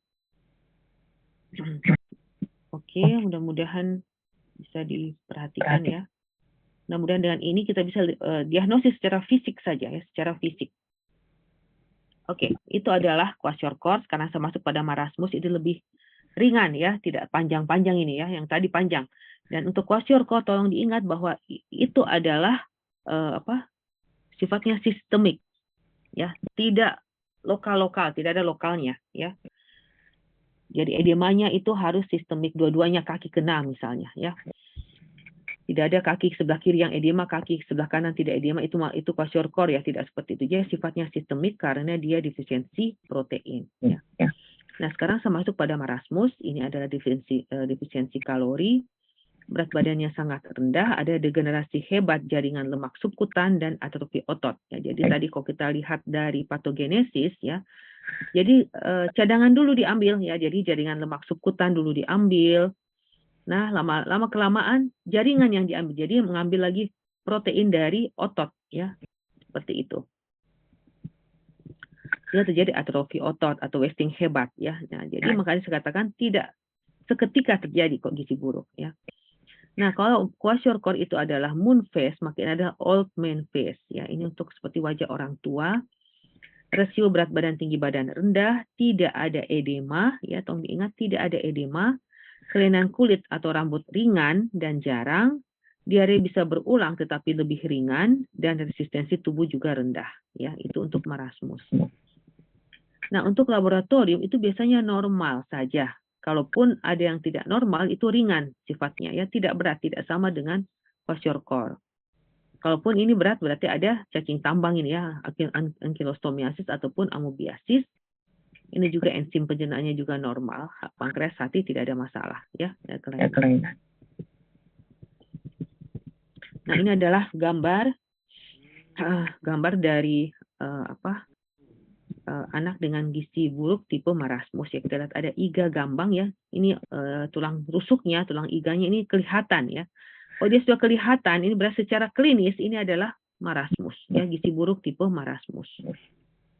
Ya, jadi dia kehilangan lemak dan otot, terlihat seperti kulit dan tulang sehingga sulit untuk dapat berdiri tegak ya.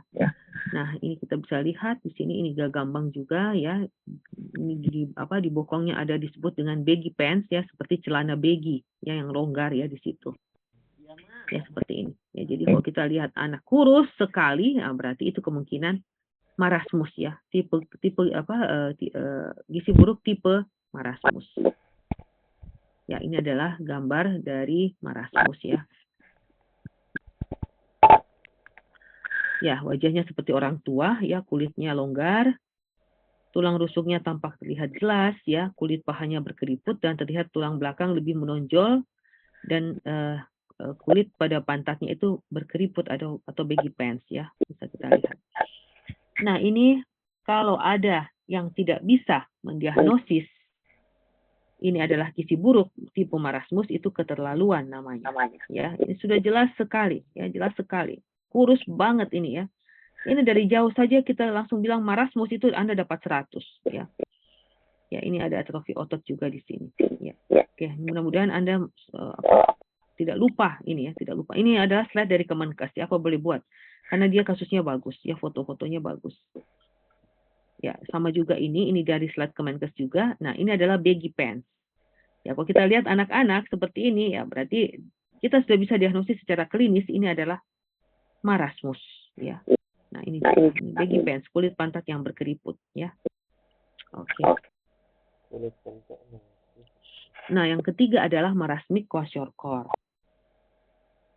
Marasmik kwashiorkor ini merupakan campuran dari ada marasmusnya dan ada kwashiorkornya ya. Jadi dua-duanya ada. Ya, contohnya seperti ini ada atrofi otot ya, ada iga gambang, kita lihat di sini jelas. Kemudian pada lengannya juga ada atrofi otot ya, di sini ada wasting hebat. Kemudian ternyata pada kakinya itu ada edema, yosumpedis ya. Jadi ada marasmusnya dan ada kwashiorkornya. Jadi gampang ya, diagnosisnya adalah marasmik kwashiorkor. Ya. Ya, ini juga sama, masih ada di belakang ya, tulang iganya masih kelihatan, ya, ada iga gambang ada. Kemudian ada atrofi otot pada bokong ya. Jadi berarti ada baggy pants. Ya, ini juga sama, kita lihat ya, ada iga gambang, ada atrofi otot di sini, di lengan, ya kecil sekali lengannya, tapi kita lihat di kaki, ada di dorsum pedis ya, itu ada edema. Berarti ada marasmusnya dan ada kwashiorkornya. Ini marasmik kwashiorkor. Nah, kalau kita perhatikan mukanya, ini pada pipi kanan, ini ada lubang di sini. Ini disebut dengan noma, ya, noma. Noma itu stomatitis necroticans. Ya, saya juga terus terang belum pernah lihat ya, makanya ini gambarnya bagus sekali ya. Cuma kadang kami ya tidak boleh men-share ke orang lain ya, karena ini dari Kemenkes. Nah, kita lihat di sini adalah noma. Ini adalah noma ini terjadi karena bakteri pada mulut itu sangat banyak ya, bakteri-bakteri di mulut, kemudian pada anak gizi buruk ini, sehingga dia menyerang mukosa, menyerang juga sampai ke tulang ya. Jadi kalaupun mau diperbaiki ini harus operasi rekonstruksi. Ya, jadi mungkin bisa jadi mukanya tidak sama lagi ya, karena ya itu dia, karena tulangnya juga kena. Ya. Ya, oke. Terakhir ini adalah diagnosis diferensial antara kwashiorkor dan marasmus. Jadi sekali lagi kita membayangkan saja ya, yang tadi gambar-gambar itu, oh yang ini kwashiorkor, oh yang ini marasmus. Ya, jadi marasmusnya itu kok kurus sekali, itu kemungkinan marasmus. Kalaupun dia ada edema, dia berarti adalah kwashiorkor. Kalau ada gabungan keduanya berarti marasmik kwashiorkor. Ya, marasmus defisiensi kalori, ini defisiensi protein, kemudian gejala esensial edema itu selalu ada pada kwashiorkor. Kemudian wasting yang sangat hebat itu ada pada marasmus. Sedangkan kwashiorkor ada ringan dan tersembunyi edema. Muscle wasting itu jelas atrofi otot, ya. Berat badan jelas growth retardation juga di sini. Nah, kalau yang di kwashiorkor itu biasanya tersembunyi oleh edema. Jika ada kita perhatikan, oh masih bagus, padahal sebetulnya itu adalah karena edemanya, ya. Jadi yang terjadi karena ada di situ tapi tersembunyi, ya, tersembunyi dengan edema. Nah, perubahan mental juga jelas. Kalau marasmus biasanya apatis atau diam. Nah, kalau kwashiorkor biasanya irritable, ya, irritable, cengeng, ya, tapi juga bisa apatis, ya. Nah, gejala yang lain untuk nafsu makan biasanya kalau kwashiorkor itu jelek, ya, diarenya sering sekali, ya. Kemudian kelainan kulitnya ada yang disebut dengan crazy pavement dermatosis. Nah, ini bervariasi, bisa berat juga, ya. Nah, untuk kelainan rambut ini sering pada kwashiorkor. Kalau marasmus old man face, ini moon face, dan hepatomegali itu selalu ada pada kwashiorkor. Ya, untuk laboratorium saya rasa tadi sudah ya, kwashiorkor biasanya berubah ya, bisa rendah, bisa ringan sampai berat juga untuk anemia, bisa ada infiltrasi lemak, nekrosis dan fibrosis, dan enzim-enzimnya berkurang. Tapi kalau dia marasmus ini tidak terlalu bergejala ya, tidak terlalu jelas ya, bisa dia normal ataupun subnormal saja. Ya, saya rasa itu. Nah, sekarang itu untuk diagnosis sudah tegak, maka apa yang kita harus lakukan? Maka kita akan tata laksana, kita akan terapi. Terapinya bagaimana? Ada 4 fase, ya, perawatan dan pengobatan gizi buruk. Ya, ini adalah fase-fasenya. Jadi ada fase stabilisasi, ya, transisi, rehabilitasi, dan tindak lanjut. Ya, jadi ada 4 fase. Ini bisa Anda download, Anda masuk ke websitenya Kemenkes, ya, Kemenkes. Kemudian masuk ke subdit gizi, ya, semuanya ada. Jadi ada namanya buku tata laksana gizi buruk, itu lengkap semua. Ini saya merupakan yang saya berikan ini cuma secara singkat-singkat saja. Ya, kalau Anda baca bukunya itu sudah jelas sekali, ya. Ya, silahkan download ya. Ya, ini slide-nya juga masih dari Kemenkes ya. Ini juga. Nah, kita bagi yang pertama adalah fase stabilisasi. Ini biasanya untuk menstabilkan saja. Jadi kalau ada kedaruratan medis, ada shock, ada dehidrasi, maka kita harus tangani dulu shocknya atau dehidrasinya. Setelah bagus, baru kita berikan formula khusus ya, F75 namanya. Nah, energinya adalah 80 sampai 100. Itu energinya, proteinnya masih rendah juga 1 sampai 1,5 ya. Nah, tolong kita ingat ini amat sangat rendah ini kalori. Jadi untuk fase stabilisasi itu tidak boleh dulu untuk terapinya tidak boleh banyak-banyak kalorinya ya. Jadi kita naikkan secara bertahap ya. Ingat 80-100 ya, ini 80-100, 1 sampai 1,5. Nah, transisi itu dia akan ini peralihan dari stabilisasi ke rehabilitasi. memberi kesempatan tubuh beradaptasi terhadap pemberian energi dan proteinnya lebih tinggi. Ya, tadi itu 80 sampai 100, ini sudah 100 sampai 150. Proteinnya tadi 1 sampai 1,5, ini sudah 2 sampai 3. Kemudian susunya F75 kita ganti menjadi F100. Jadi sudah mulai tinggi kalori ya di transisi. Nah, sekarang saya masuk pada rehabilitasi.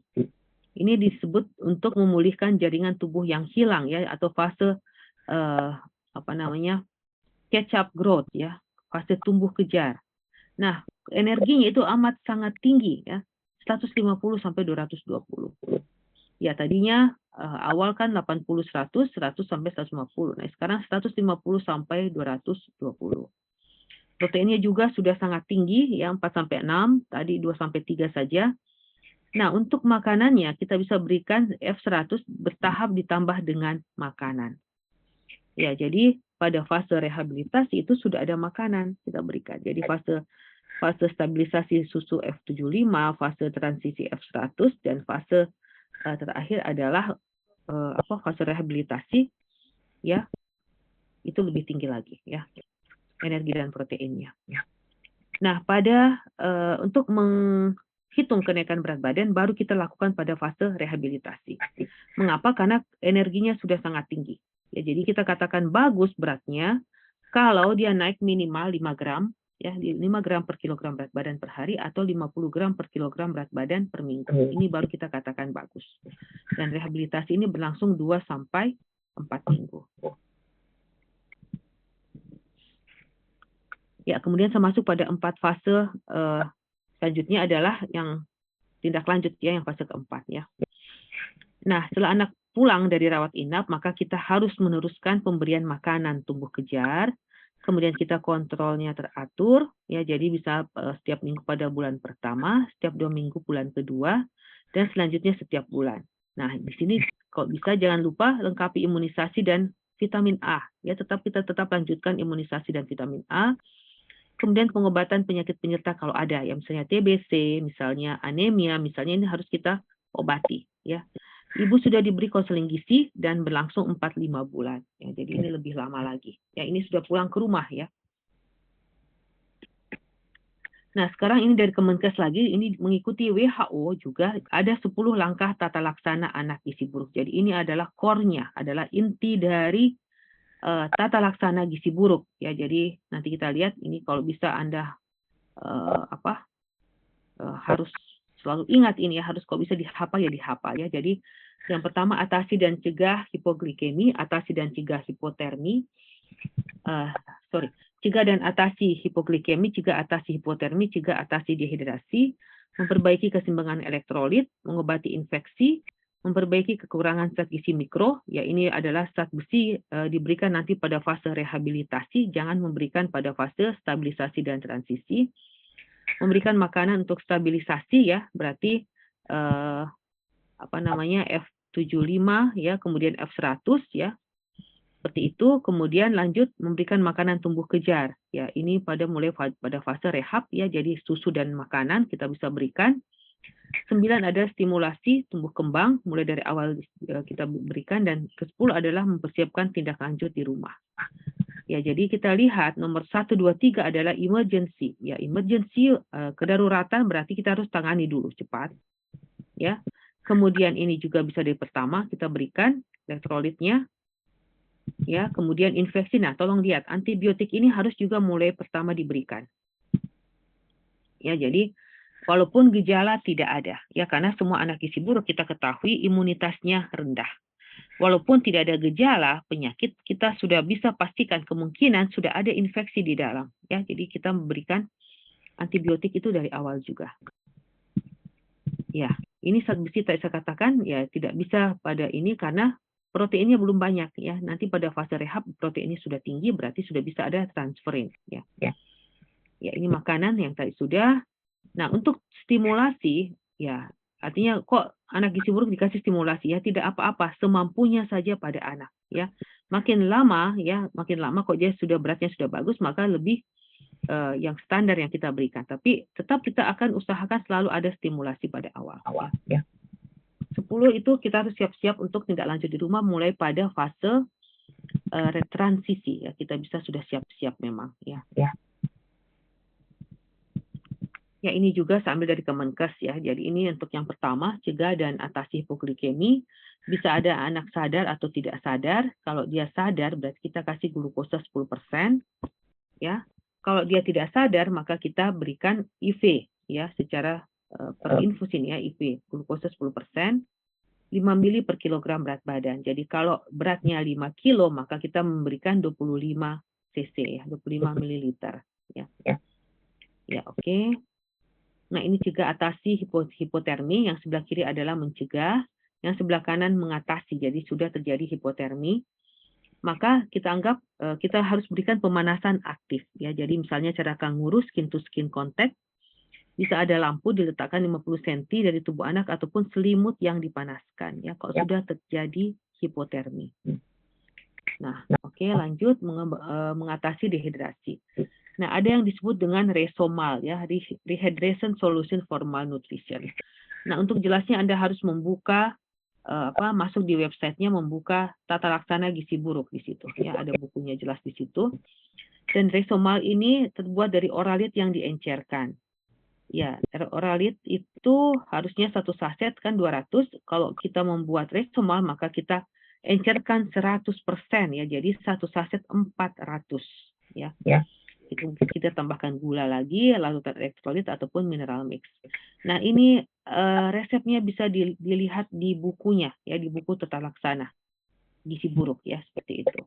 Semuanya ada resep untuk formula 75, resep untuk formula 100 itu ada semua di situ.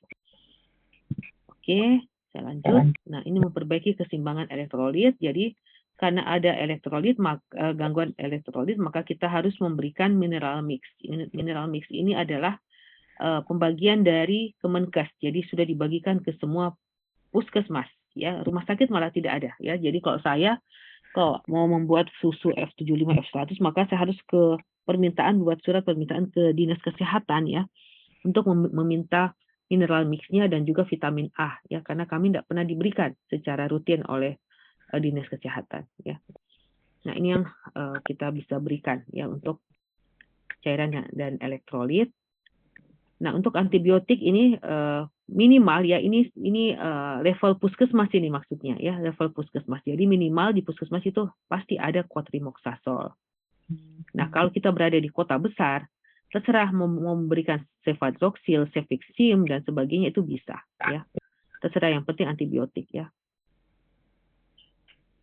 Nah, untuk zat gizi mikro adalah, ingat saja, vitamin A, B, C, zat besi dan folat. Ya, itu harus Anda ingat. Jadi untuk kekurangan zat gizi mikronya ini saja yang kita berikan. Nah, berapa dosisnya ya? Kalau vitamin C di bawah 5 kilo itu 1 tablet saja, kalau lebih atau sama 5 kilo 2 tablet. Asam folat hari pertama 5 mg, selanjutnya 1 mg. Vitamin B kompleks itu 1 tablet per hari saja ya. Jadi ini ada di puskesmas ini semuanya ya. Nah, ini dosis untuk vitamin A, jadi harus harus kita tahu bahwa kapsul vitamin A ada 2 ya, ada satu warna merah, satu warna biru ya. Nah, warna merah adalah untuk 1 tahun ke atas, biru adalah 6 bulan sampai 12 bulan, sedangkan kurang dari 6 bulan kita pakai setengah dari kapsul biru ya. Nah, sama yang tadi, stimulasi untuk tumbuh kembang. Ya, jadi biasanya kita melakukan stimulasi terhadap gerak kasar atau motorik kasar, motorik halus, bicara bahasa, sosialisasi, dan kemandirian. Jadi saya katakan semampunya saja, ya, semampunya saja. Ya, nanti setelah masuk rehab baru kita mulai pelan-pelan yang bagus ya. Ini hal-hal penting yang harus kita perhatikan ya, jangan berikan zat besi sebelum minggu kedua.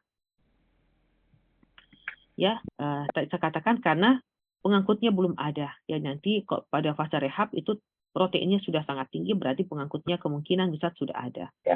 Jangan berikan cairan intravena kecuali shock atau dehidrasi berat ya, karena bahaya bisa overload ini ya, hati-hati ya. Nanti shock baru kita berikan atau dehidrasi berat.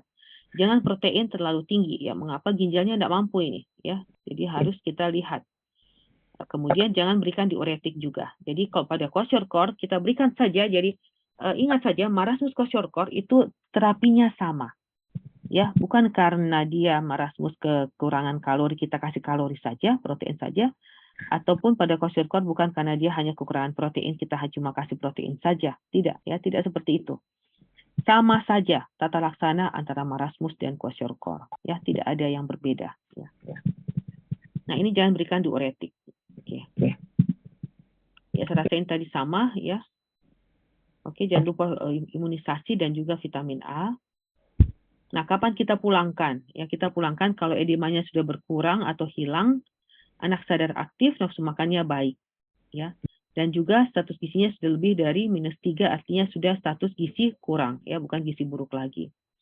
Komplikasi sudah teratasi dan ibu sudah memahami dan cara merawat anaknya dan mendapat konseling gizi. Ya. Ya, ini ada latihan ya. Saya tidak tahu siapa yang mau ini, silahkan. Saya kasih waktu 2 menit untuk melihat ya, karena tadi sudah banyak contoh-contoh ya, contoh-contoh dari apa namanya, dari Kemenkes ya, kita lihat. Nah, ini yang A, B, dan C, silahkan. Siapa yang mau menebak A, menebak B, dan menebak C, silahkan. Ya. Atau semuanya juga boleh, satu orang. Ya, silahkan ketua kelas nanti tunjuk temannya ya, siapa yang mau. Ya, saya kasih waktu 2 menit ya, atau 3 menit ya, silahkan ya.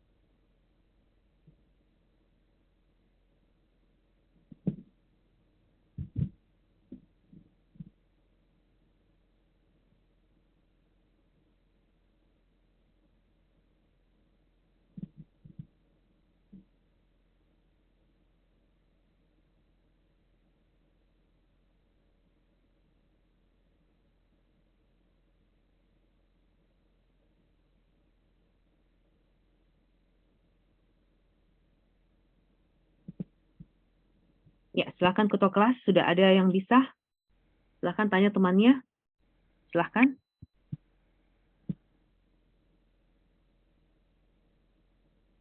Nanti ketua kelasnya yang menunjuk ya, siapa ya. Siapa yang A, siapa B, dan siapa yang C. Ya, silahkan. Ketua kelas yang harus siap-siap ini ya. Tunjuk temannya dia ya. Kami, Dok.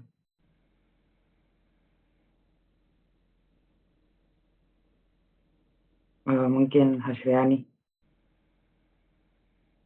Ya, ada Hasriani, silahkan. Ada Dok untuk Ya, yang silahkan. Ya, tidak usah takut, ya, tidak usah malu, tidak usah takut salah, silahkan saja kita belajar sama-sama. Ya, oke, silahkan dek. Ada Dok yang A itu kwashiorkor. Ya, oke, yang kedua. Bisa B? Belum lihat ya, oke. Bisa? Belum? Oke, silahkan yang B. Silahkan ketua kelas.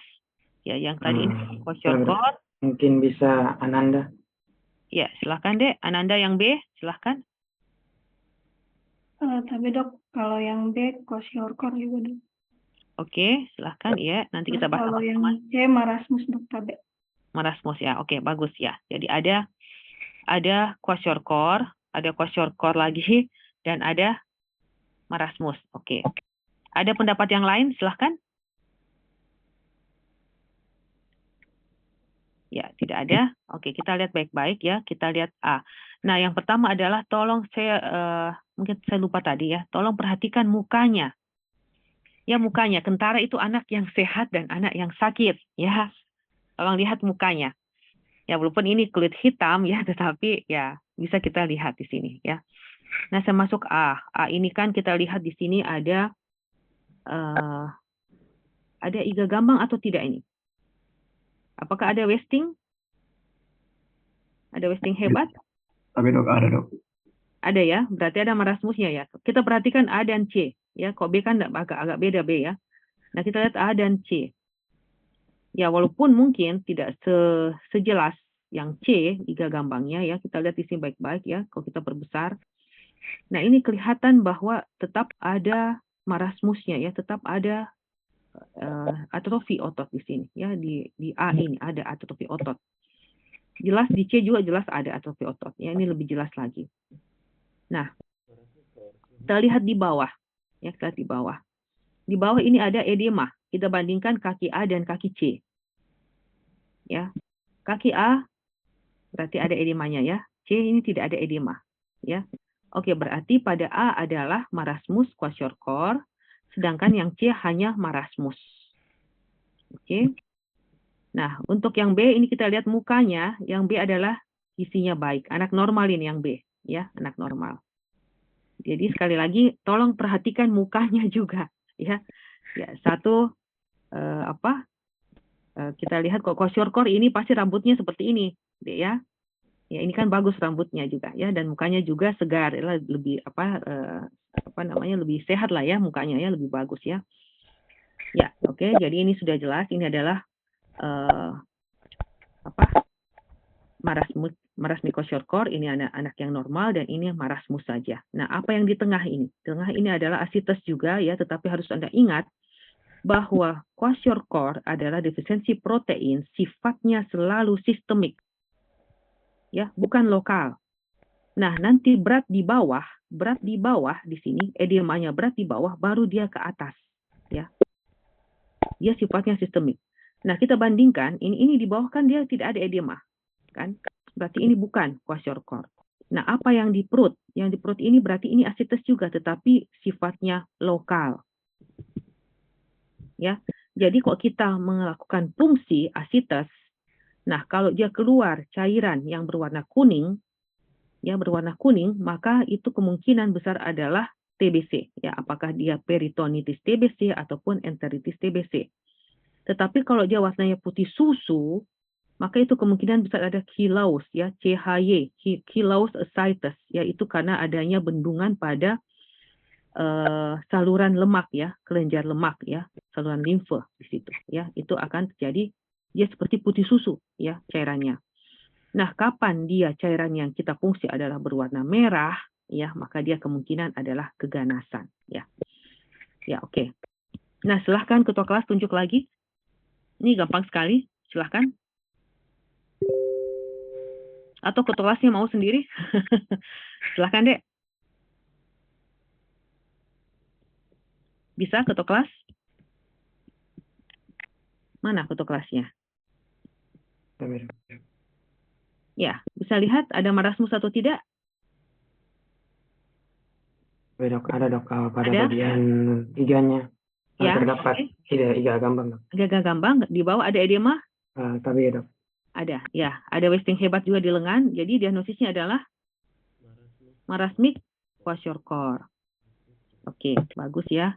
Nah, sekarang ini apa? Siapa yang mau ini? Silahkan tunjuk lagi ketua kelas. Dok, atas nama Fadel dok. Ya, silahkan Fadel. Ini gampang ini. Satu kali lihat langsung bisa diagnosis. Ada Fadel? Mungkin Fadelnya tidur. Oke, yang lain Dek, silahkan. Ada yang mau? Tapi dok, izin menjawab dok. Ya, silahkan. Tapi dok, untuk tanda klinisnya pada pasien ini dok, tampak adanya iga gambang dan wasting pada lengannya dok, dan tampak juga adanya baby pants. Baby pants, oke. Bagus. Ya, diagnosisnya? Tipe gisinya dok, itu marasmus dok. Marasmus, oke. Bagus sekali. Berarti Anda sudah bagus ya mendiagnosis. Ya, tolong kalau lihat begini, Anda klinis saja, ya, belum timbang, belum ukur panjang, Anda sudah bisa diagnosis ya. Alhamdulillah ya, bagus. Ya, terakhir. Ini apa? Ada yang mau lagi? Gampang sekali ini. Silahkan ketua kelas nih, di tangannya, di kakinya, nih. Tapi dok, izin menjawab lagi dok. Oke, silahkan. Apa ini? Tapi dok, pada kasus ini kita melihat adanya udem seluruh tubuh dok. Ya, oke. Dengan adanya juga lesi pada kulit. Ya, ada CPD ya. CPD dok. Oke, jadi diagnosisnya adalah tipe buruk gizi buruk tipe? Tapi dok, kwashiorkor dok. Kwashiorkor, oke, bagus sekali. Ya. Ya, terima kasih ya. Serasa itu yang bisa saya berikan. Terima kasih banyak atas perhatiannya. Mungkin ada yang mau ditanyakan sebelum saya tutup ya. Mungkin mohon maaf ya, saya agak cepat. Maaf saya agak cepat ya, karena saya ada acara juga ya, ada pernikahan ponakan juga. Ya, mohon maaf. Ya, apa ada yang mau ditanyakan? Ya, saya rasa sudah jelas ya. Ya, mudah-mudahan semuanya bisa mengerti ya. Ini mungkin tidak terlalu susah menurut saya ya, karena untuk nutrisi itu kan sehari-hari kita makan ya, ada makro dan mikronutriennya harus ada dan sebagainya ya, seperti itu. Jadi untuk anak juga harus jelas ya, harus ada makro dan mikronya juga. Nah, untuk gizi buruk ya harus segera tata laksana ya. Kok gizi buruk harus opname sebaiknya ya, supaya makanannya bisa dipantau. Ya, oke, itu saja yang bisa saya berikan. Ada yang mau bertanya, Dek, sebelum saya akhiri? Silahkan. Satu pertanyaan atau dua, silahkan. Ya, saya rasa kalau tidak ada, saya ucapkan terima kasih ya atas partisipasinya ya, atas perhatiannya semua. Terima kasih sudah menjawab juga dengan baik. Ya, saya lihat di sini ada 75 orang, ya, tidak apa-apa. Ya, silahkan saja. Oke, saya akhiri. Wabillahi taufiq wal hidayah. Wassalamualaikum warahmatullahi wabarakatuh. Ya, nanti ke kelas, nanti tanyakan ke mana? Ke dokter siapa?